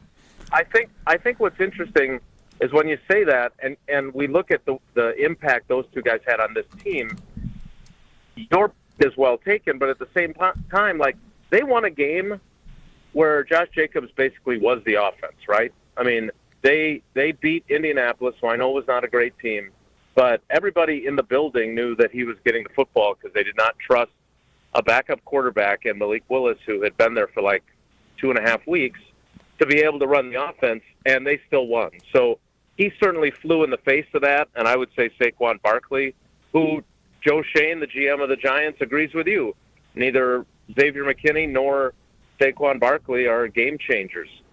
In terms of what they need to do this offseason, like, one of the questions that I had for Goody yesterday was, he's been with the Packers almost as long as I've covered the team, so he knows the number 1 wide receiver lineage, right, of Sterling Sharp to Robert Brooks to Antonio Freeman to Donald Driver to Greg Jennings to Jordy Nelson to Devontae Adams. And now we're 3 years in, and there hasn't been one of those guys. And so does he believe someone can rise up from the current group, or does he need to pursue someone like a T. Higgins, who he drafted Jordan Love instead of in 2020? I don't know what he's got planned. I know he's got the cap space to do it, but they also paid a guy to be one of those game changers at one of the positions you mentioned, and Rashawn Gary hasn't been that guy, right? And they paid another guy to be that guy, and he's not going to be on the team anymore in a few weeks, and that's Jair Alexander. So what I would say is that you're right about which positions carry the most weight and the most importance, and if those guys get paid, and then to this point you're wrong on them, that makes things awfully difficult for you. So I don't know. Are they gonna cut ties with Jair and go try and spend on another corner that they view as kind of a Xavier McKinney, coming off a rookie contract, who could be really good, and they're willing to pay top dollar for him? I don't know, but you're right. They don't have enough of those guys, and to me, and I'll defer to the guy that's in Canton, but to me, the idea of, this is a good football team. The difference between these other teams that are still alive in the playoffs and the Packers is that they have those game changers, and the Packers clearly do not. What did you make of Goody's urgency? It was a great question, long, that you asked, but thank you. What did you think when you heard Goody's response on there needs to be more urgency than what we've seen? I thought about you, partner. I did, because you said last year when they were playing the 49ers, you kept I kept saying how God, they're not only are they a year early, they're more than that. They're supposed to be rebuilding, and here they are playing in a divisional playoff game. And, oh, by the way, had them on the ropes for 3 quarters. And you kept hammering home how it doesn't matter that they're ahead of schedule or this was supposed to be a rebuilding year. Now you're here. You got to take advantage of it. And so, that's the wisdom that you two have from each playing more than a decade in the league. And I thought what Goody's point was maybe a message to younger players. And I don't think he's going to bring up Dan Marino because none of those guys would know who Dan Marino is unless they watched Ace Ventura. Yeah. Well, that Great too. movie. But I think what his message was is, hey, you can't keep saying, well, next year, we're young. We're just, the window's just opening. Like he said, he doesn't believe in Joe, what did Alvy always say when you say stuff like that? Nobody cares. Yep. Continue, Jason. Yeah. Yep. So I think that was what he was trying to say. And look, I wasn't trying to be a dink about it, but like it was a lot of puppy dogs and ice cream and seashells and balloons about how much young talent they have and how much Jordan Love grew. And it just felt like at no point did anyone say, hey, wait a minute. You lost 6 games to the 3 teams that had better records than you. You finished 11-6 and you lost in the first round of the playoffs. Like, if you're going to say that there's a standard around here, you didn't meet it. And I didn't have the expectations that you'd be in an NFC Championship game this year, but that doesn't matter. Like, and I think that's why Goody answered the way he did, is that once they got in, they did not elevate their game. And it was almost as if they're like, well, we still got a lot in front of us, so we got a really bright future with all this young talent. And I think what he wanted to make sure he was saying, not just to us, but to the locker room is, hey, you don't know what next year is not guaranteed. Like, we could have a bunch of injuries, and you guys in my locker room would think you're going to be fine. It's not going to happen. I tell you, the things you do for me. Oh, Joey Bagels in the house. We got Joey Bagels in the house. Jason, that's what you're missing today. All right, so before we let you go, Jason, can you kind of just say, what do you think Goody on the top of his list with kind of going through this urgency? What can he do to take it to that next? What do you think his number one objective is? Why this team didn't get it done? What do you think he needs? Well, I think there's obviously, as is always the case, there's a bunch of things, right? It's not just one thing. If it was just one thing, they would have been closer than they were. But I think he is going to ratchet up the internal expectations on his quarterback, right? He has to play better. He's not going to say that to us publicly, but I'm fairly confident privately that there's going to be we're going to have a new quarterbacks coach. Dan Orlovsky's going to bring out the best in you. Dio, you really have to make a jump in year 3. So that's one. I think, 2, they have to figure out what they're going to do in terms of a pass rusher and a guy that, going back to Joe's not going to help us get Myles Garrett. I tried, and he said he's not going to recruit Myles Garrett over. He thinks that Myles should stay in Cleveland and finish his career there. I tried. Yeah, well, it'd be great for Myles to follow in his footsteps and not have a much postseason opportunity or success. So that would work out great for him. See, this is what he does, man. He's a shrapnel guy. Jason loves throwing shrapnel. Jason, I know you got to go. Last thing. What do you think, Goody? Done with the last question. Are you? This is why Joey Bagels got me all wrapped. Hey, we got big, fresh, beautiful bagels in here, bagel sandwiches. I want you to finish your last point, but I also, before we let you go, I do want you to say, how do you think Goody views Jordan Love's season?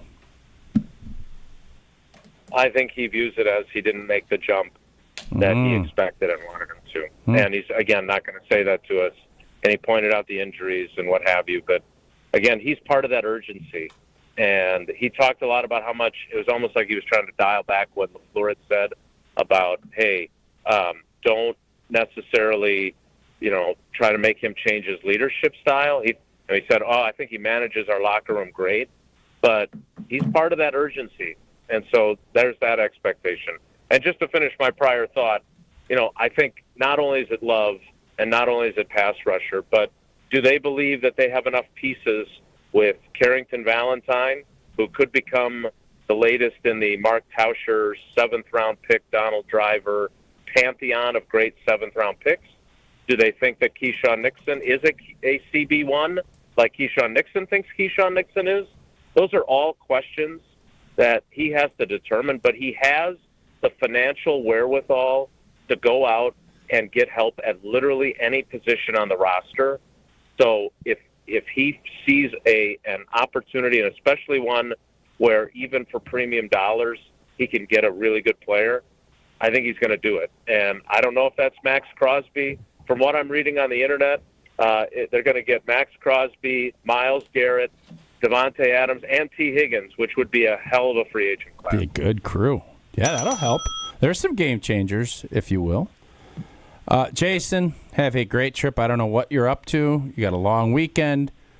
Enjoy yourself. Gymnastics meet in Eau Claire. Oh, okay. Well, make sure. I'm competing on the pommel horse. Make sure you get that triple sow cow and get ready to hit that.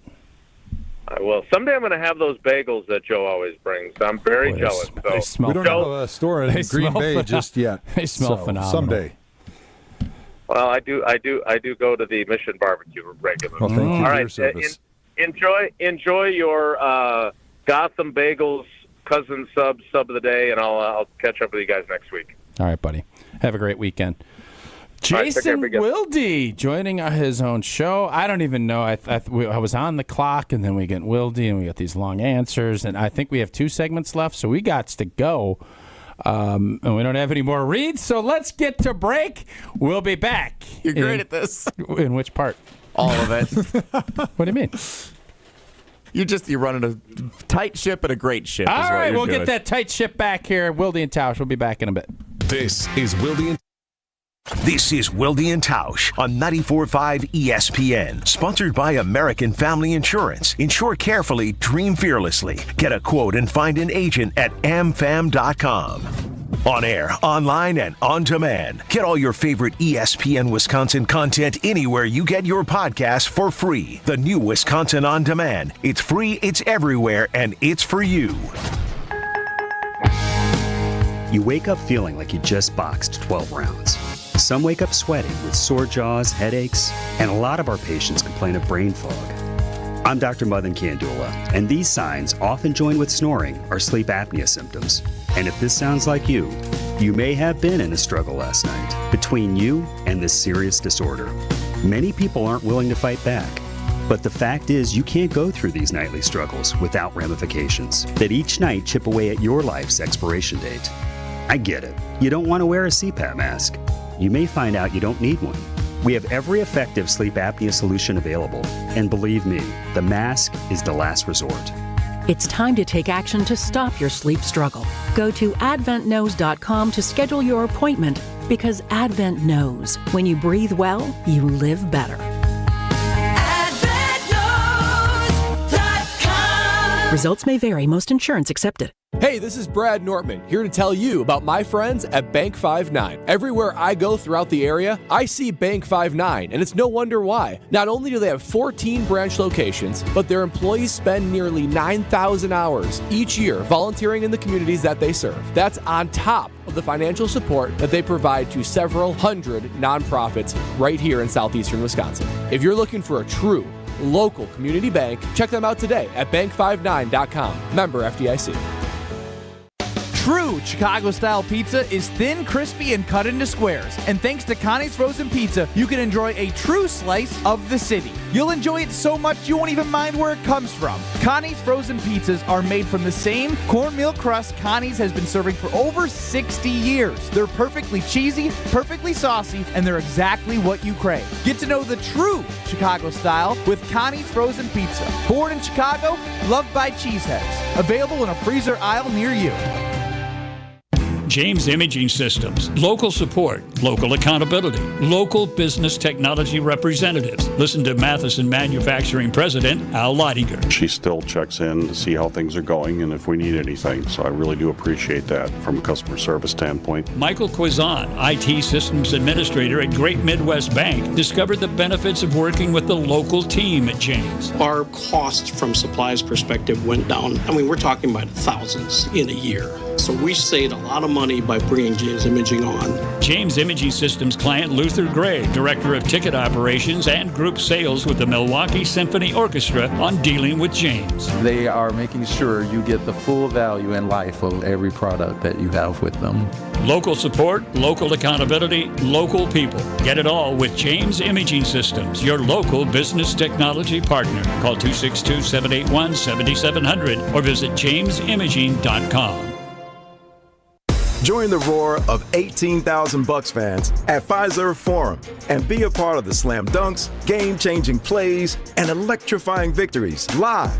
Witness the edge-of-your-seat action and unforgettable moments as they happen. You don't want to miss this. Grab your calendar, handpick your favorite matchups, and secure your seats for Dame time in Milwaukee and every incredible moment that comes next at bucks.com/tickets. That's bucks.com/tickets. Dr. Aaron Holtebeck and his team at Holtebeck Eye Center make vision care a top priority with the latest technologies at their state-of-the-art Brookfield office. Dr. Holtebeck has been helping local patients with their eye care needs for over 20 years.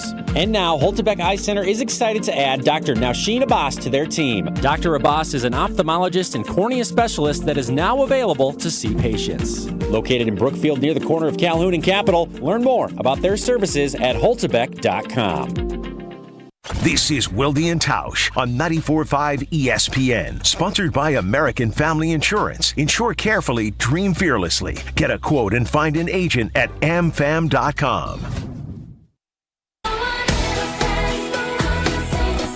All right, I guess we are started back up. This 3 hours of hosting. What a grind. But you know what makes it easier? My guy Joey B dropping off this Hall of Fame. Get in here, Joey, you old rascal. Say hi to everybody. What's going on? How you doing? Watch that. I know we don't want any cussing, but I'm going to be cussing when I take a bite.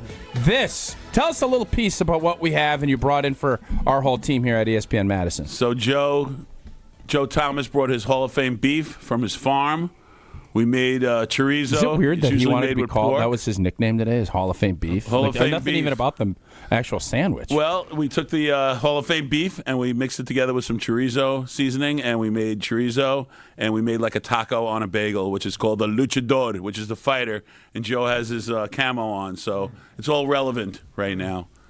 And we're right around the corner at Gotham Bagels, and these guys. We're hungry, and guess what? What a guy! Taking care of business here. You are, and you look fantastic. By the way, you've been working out with Doc Kelm. I think Joe shows up once in a while. Doc said he brings us the sheet, and it's very strict, and we follow when he's not here. And, and then he's there. If he's not traveling, he shows up. How often is Doc there? Because it feels like I haven't seen him as much this year, but. Rumor has it he's getting a little soft. Is that a fair everybody assessment? at various points are getting soft. Amen to that. We had a very tough basketball pickup game today. That's what I heard. I was 0 for 5 with like 3 unforced errors. I bet you had a lot of fouls, though. I had a couple of fouls, but, we don't talk about those. We won't talk game. about those. We are going to talk about this fantastic. I took a couple of bites already. Great meat, great sandwich at Gotham Bagels. Joey, we appreciate you, buddy. Thank you. You went with everything bagel. Tell us why. You want the true answer? You can give me the. Can we handle the truth? I guess is the question. Is that I did not give my staff the bagel recommendation, and that's what they chose. Okay, what is your recommendation? Since there's so much going on in the sandwich, I'd want you to do it on like a plain or a sesame. Okay. So All now right. you have a lot going on, but you guys got to tell me whether it's too much or not. All Give right, me some honest feedback. We will give you that feedback. We also, I butchered the clock, just like this was butchered. I butchered the clock today. We have to get to Feel Good Friday. Joey, we really appreciate you stopping in, bringing some great food. We'll be back. Wilde and Tausch to close up this week's episode with Feel Good Friday. Coming up, presented by Hallman Lindsay Paints. We're on the Packers. This wasn't good enough against the really good teams. Wilde and Tausch continues next on 94.5 ESPN, presented by Pella Windows and Doors of Wisconsin, and sponsored by American Family Insurance.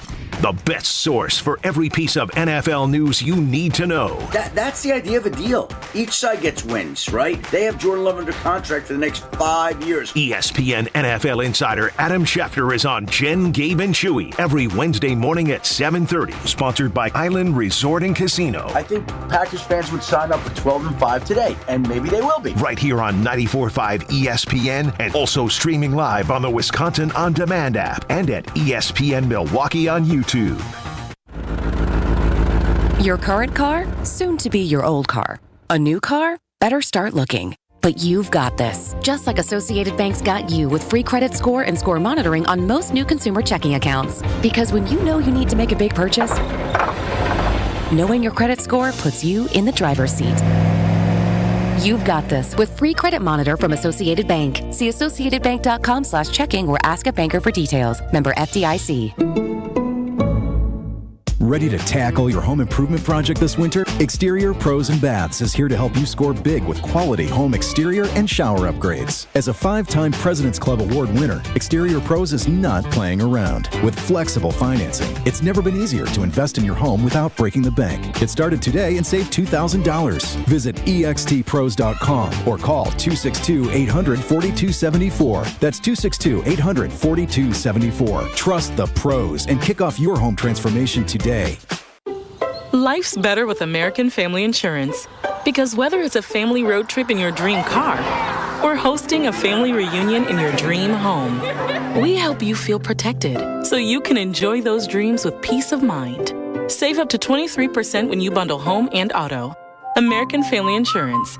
Get a quote and find an agent at amfam.com. Products not available in every state. Visit amfam.com to learn how discounts may apply to you. American Family Mutual Insurance Company, SI, and its operating company, 6000 American Parkway, Madison, Wisconsin. Landworks is the locally owned landscape company to elevate the look of your home or business. Landworks is different because of customer service. From the crew to the salesperson to the admin team, you're in good hands with Landworks. Their sales and design teams are made up of horticulturists, licensed landscape architects, and passionate plant people. Their landscape architects and horticulture team members are also project managers. This means you'll have a single point of contact from initial design through completion of work. See their amazing work for yourself at landworkswisconsin.com.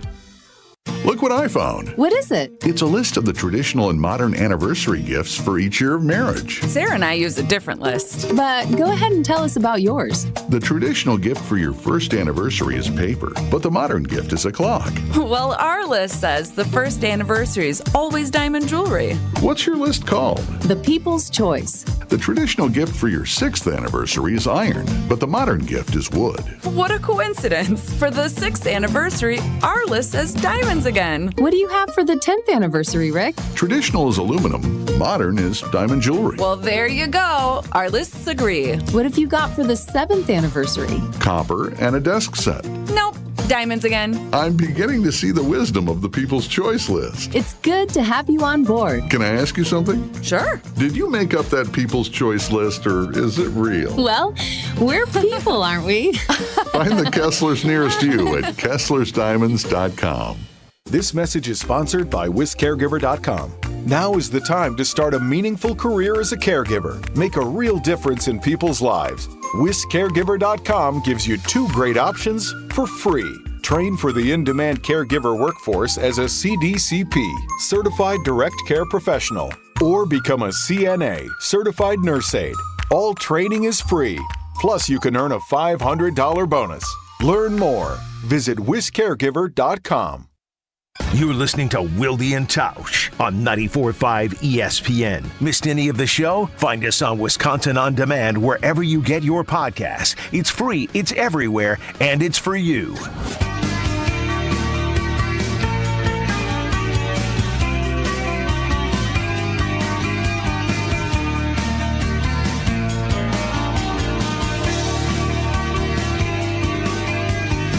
All right, it has been a heck of a ride, a 3-hour ride. Joe Thomas has been our cousin sub. He's been fantastic, and he brings food with Joey B. And he's just Johnny Entrepreneur. And for our Feel Good Friday, presented by Hallman Lindsay Paints, I want you to just talk a little bit, because we also love Mission Barbecue, another food company that you're involved with, and what they do philanthropically. Yeah, Mission Barbecue has been a leader in giving back not only in their store with the way we treat veterans, police, military, first responders, firefighters, and how we try to make them feel the way they should, like special guests that everybody wants to take care of and celebrate in our stores. But we also philanthropically like to donate back to all the different military charities like the Special Operations Warrior Fund. The USO is a big one. That was one that was really important to me during my career. Every year I'd buy 10 season tickets and donate them to the USO for service members that were coming back with their family members to be able to enjoy a Browns game. Now, whether they enjoyed the game or not, well, that's the tricky part. But it's the thought that counts on Feel Good Friday. But that's what it is. It's all about trying to give back to the people that serve our great country, and that's why Mission Barbecue got named Mission Barbecue. This is a no-lie story. Bill Krause is the founder. He's from Wauwatosa, Wisconsin. He was working for Under Armour, first employee that Under Armour hired outside of the company. Hired me as a marketing representative, guru, when I was in college before I came to the NFL. And then after 4 or 5 years, he retired and wanted to open up a barbecue place, going to name it Sloppy Joe's. I said, And then he said, how about Mission Barbecue? There I was we like, go. Ding, ding, ding, ding. Because our mission is not just serving the greatest barbecue on earth, which we do. It's about giving back and making those first responders, those military, police, firefighters, those people that serve our great country under this flag feel special the way that they deserve, and to give them a place that they can come and swap stories and feel like it's a clubhouse. And I hope we do that, and being able to then take some of the profits that we make and give back and donate to those charities is our mission. Awesome. Awesome stuff. We love Mission Barbecue. We love their mission. We love that story. And Joe, we love you. We appreciate you coming in all day today on Wilde and Tausch. Enjoy this, everybody. Football, we only have a couple weekends left, and this is going to be a great weekend of football. Cannot wait to get that. We'll be back on Tuesday. Yep, no show Monday. No show on Monday. We'll be back on Tuesday to recap all of that. It'll be Jason and I. Thank you all for coming along for the ride. We'll see you next time. It's Wilde and Tausch. Miss any of today's episode of Wilde and Tausch, presented by Pella Windows and Doors of Wisconsin? Commercial-free full show podcasts are available free on Wisconsin On Demand. It's time for the Marquette Minute on 94.5 ESPN. Brought to you by Wintrust. Get your Golden Eagles essentials by opening Marquette checking from Wintrust today. It took overtime, but the 7th-ranked Golden Eagles improved to 6-0 in Big East play following an 85-83 win at DePaul. Senior forward David Joplin scored a career-high 30 points, including 7 of 13 from three-point range. In his last 3 games at Wintrust Arena, Joplin has combined to shoot 25 of 41 from the floor overall and 21 of 32 from behind the three-point line. Joplin, wide open 3. I'll at your boy. Pure, and Marquette up 3. Senior guard. To move forward for Saturday night. Look, we know we got our hands full, but AG is going to have a hell of a plan. And you know what? He may make a run. That's just the nature of the game and the way that some of these guys are able to maneuver, but that doesn't mean that you win the game. The Lions are a team under Aaron Glenn that they love to play man-to-man. And when you're man, you have your eyes on your luggage. You're covering your guy. So when the quarterback takes off, there's not a guy assigned to the quarterback.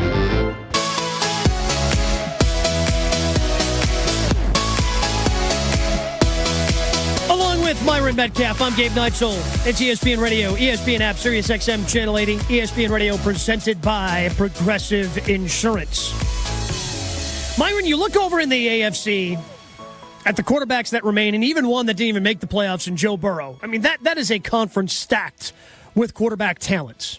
Over on the NFC, trying to figure out who the really good, maybe the best quarterback is a little bit more difficult. And Jaden Daniels has been having a spectacular rookie season, presumptive offensive rookie of the year for the entire league. And the way that he has played against the Eagles in a must-win situation, against the Falcons in a must-win situation, against the Buccaneers in the playoffs, is Jaden Daniels already the best quarterback in the NFC? It's a conversation, you know what I mean? But it's also, I'd like to remind us all of what we said about C.J. Stroud a year ago. And we put him in the top 6 or 7 in the league. And that was premature. So I think you got to hesitate a little bit here. But the NFC doesn't have as much competition as the AFC. I mean, you look at a guy like Sam Darnold, who 2 weeks ago looked like he might come into next year if he stayed with the Vikings as one of the top quarterbacks in the NFC, and now he probably won't even be with Minnesota after his flop. I mean, Jared Goff, we just talked about, who's been pretty good, but obviously not insurmountable in that conversation. There's not a lot of trust around Jordan Love, hasn't been consistent enough. So there's a window for Jaden Daniels, I think, to put himself in that conversation. But I also think that year 1 to year 2 can be a big transition for any young quarterback. Yeah, Jaden Daniels has had such a spectacular season that Ryan Clark, ESPN NFL analyst, said on Get Up that Daniels can have the greatest rookie season ever. It's the greatest rookie season of all time. And the other piece of it is this, though. There will never be one that equals it. Right? When you think about just the individual play, obviously he's come in and changed an organization.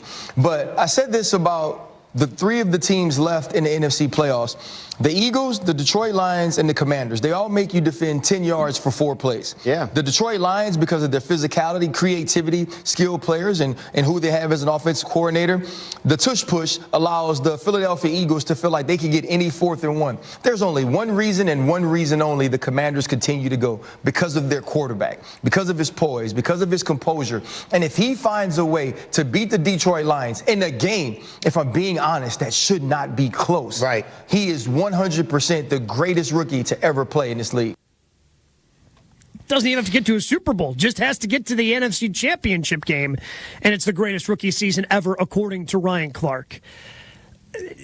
What does he have to do? Is he the number one guy? What does he have to do to become that number one guy in the NFC if he's not Myron? Well, I mean, again, I think he's already in the conversation. Yes. You know, the problem with the NFC, Gabe, is how we view those quarterbacks changes in ways that it doesn't change with the AFC lineup, right? Like we don't have conversations about whether or not Mahomes and Lamar and Josh Allen and Burrow are really, really good. We have conversations about, okay, you know, can those guys reach the ceiling? Are they going to win Super Bowls? All that stuff. In the NFC, literally from week 1 to week 18, you may have 6 or 7 different guys in the NFC that you call the best quarterback in the NFC. So in that regard, yeah, Jaden Daniels can sort of rise to the top, but we need more evidence, I think. We are too quick in sports to anoint young talents, and I think that has bitten us before, and it could again. What I do think is true is that he looks very promising, and if I'm a free agent in the NFL, my first call is to Washington because I want to play with that guy next year. Well, you mentioned C.J. Stroud from a year ago, and even though C.J. Stroud is exactly where he was a year ago, playing in the divisional round, maybe because there were higher expectations, we talked down about him, and his season wasn't as good statistically as maybe it was a season ago. But I'm with you there. Same thing with Jordan Love. Like, Jordan Love had a great end of the season last year, but after teams had a chance to adjust, maybe he didn't play as well. So before we start going, oh yeah, Jaden Daniels, best quarterback in the NFC, probably have to see how teams adjust to him next season. So if we agree he's not the top quarterback in the NFC, who is? I mean, depends on the week. Honestly, I feel like that. I mean, well, who is it? Who is it this week then? Here's what I never know. I never know what best means. Does that mean I'm starting a team and I've got a season to play and I'm going to pick this guy to be my quarterback? Does it mean for the future? I mean, that's where it gets complicated. But to me, it feels like Matthew Stafford would have to be there, considering everything that he's done, leading a team back to this moment again. I think Jalen Hurts has had his moment as well. Hasn't been as great this season. Hasn't been as statistically impactful, it appears, as he has been in other years. Jordan Love at his best is maybe in that conversation, depending on the week. And Sam Darnold, there was a stretch where he was, and now he's not anymore. So I think it's just it's hard to have that combo. But what I think you can say is, if you tell me I get to pick a quarterback to take me into the years ahead, Jaden Daniels number one right now, until I see evidence that would change my mind. Yeah, because of the way he's operated under pressure, the athleticism, the way he can run. Yeah. And there's only been a few times he has that ability, the way that Lamar has, of, yes, you're fast. Yes, you have this athleticism, but they also seem to avoid big hits. The only few times I've seen him take big hits, I think it was the Falcons game when he's driving the team down late and he gets inside the 10, and because it's late in the game, he's trying to score a touchdown to potentially win the game. He absorbs a big hit because he's trying to get into the end zone. But for the most part, he's good at getting down. He's good at avoiding the big shots from a defender, getting out of bounds, and that's what has made Lamar even better, is the fact that he is able to avoid those big hits. Yeah, they should all go to the Mahomes school of avoiding big hits because, well, maybe not that valor. one, because there are times when he running around the sideline fakes like he's running out of bounds and the defender gives up and then he runs past him. I'm not a big fan of that, but I get your point otherwise. Yeah, it does work. But yes. It works. It works, you know what I mean? So I think you want to be in that situation rather than being in vulnerable spots. But to your point, man, Jaden Daniels looks like the real deal at this point in his career. Again, this weekend means nothing for him or the franchise. They've already won. There are already people who want to be a part of that team based on what they've seen so far. So there's nothing that can change that narrative, in my opinion. Even if he goes out and struggles against Detroit, so what? It's the number 1 seed. You're on the road. But I just think the potential is there, man. And if none of you guys he's want to do good, I'll do it. If neither of you guys want to do it, I'll do it. I think he's the best quarterback in the NFC right now. Jaden Daniels. So if you had to pick one guy, there's a conversation there. If you had to pick one guy, Handman, what you're saying is one guy in the NFC to win you a game, you're picking Jaden Daniels. And I said it last week. Joe was asking us what we're most excited to watch last weekend, and it was Jaden Daniels against the Buccaneers when the game was on the line. That's the guy I want to have the football to drive down the field to get a game-winning field goal or game-winning touchdown, and he did just that. Got the doink to go in, and he showed it last week. I mean, I trust him. And then there's a reason, and you heard it in the clip from Ryan Clark, that Dan Quinn all of a sudden became Dan Campbell, where he was going for it on all these fourth downs because he trusts his quarterback so much. And I think that one of the other big hits, Gabe, that he took this season was early against the Titans. And Mariota came in that game and ended up playing most of it, and they destroyed Tennessee. But they wanted him to be more conservative with his legs. Yeah, he still set the rookie rushing record, breaking RG3s, because he's so fragile, looks like in his frame, that they wanted him to limit his running, and he did that. So I think now we're going to see more of it in this game against Detroit, and I do think it's going to be a close game. We just did this though with C.J. Stroud. We anointed C.J. Stroud to the point, Gabe, where instead of maybe doing more to work as a quarterback from one year to the next, he went on a podcasting tour and he just named all the quarterbacks he was better than. They'd be like, okay, Peyton Manning. Yeah, probably me. But no, he's good, right? Like, we got to be careful. I can't discredit all the guys who've been to Super Bowls in the NFC. Matthew Stafford's won one. Jared Goff has been there. What do we do about Brock Purdy, by the way? I know everybody wants to tell me he's not good enough, you shouldn't pay him.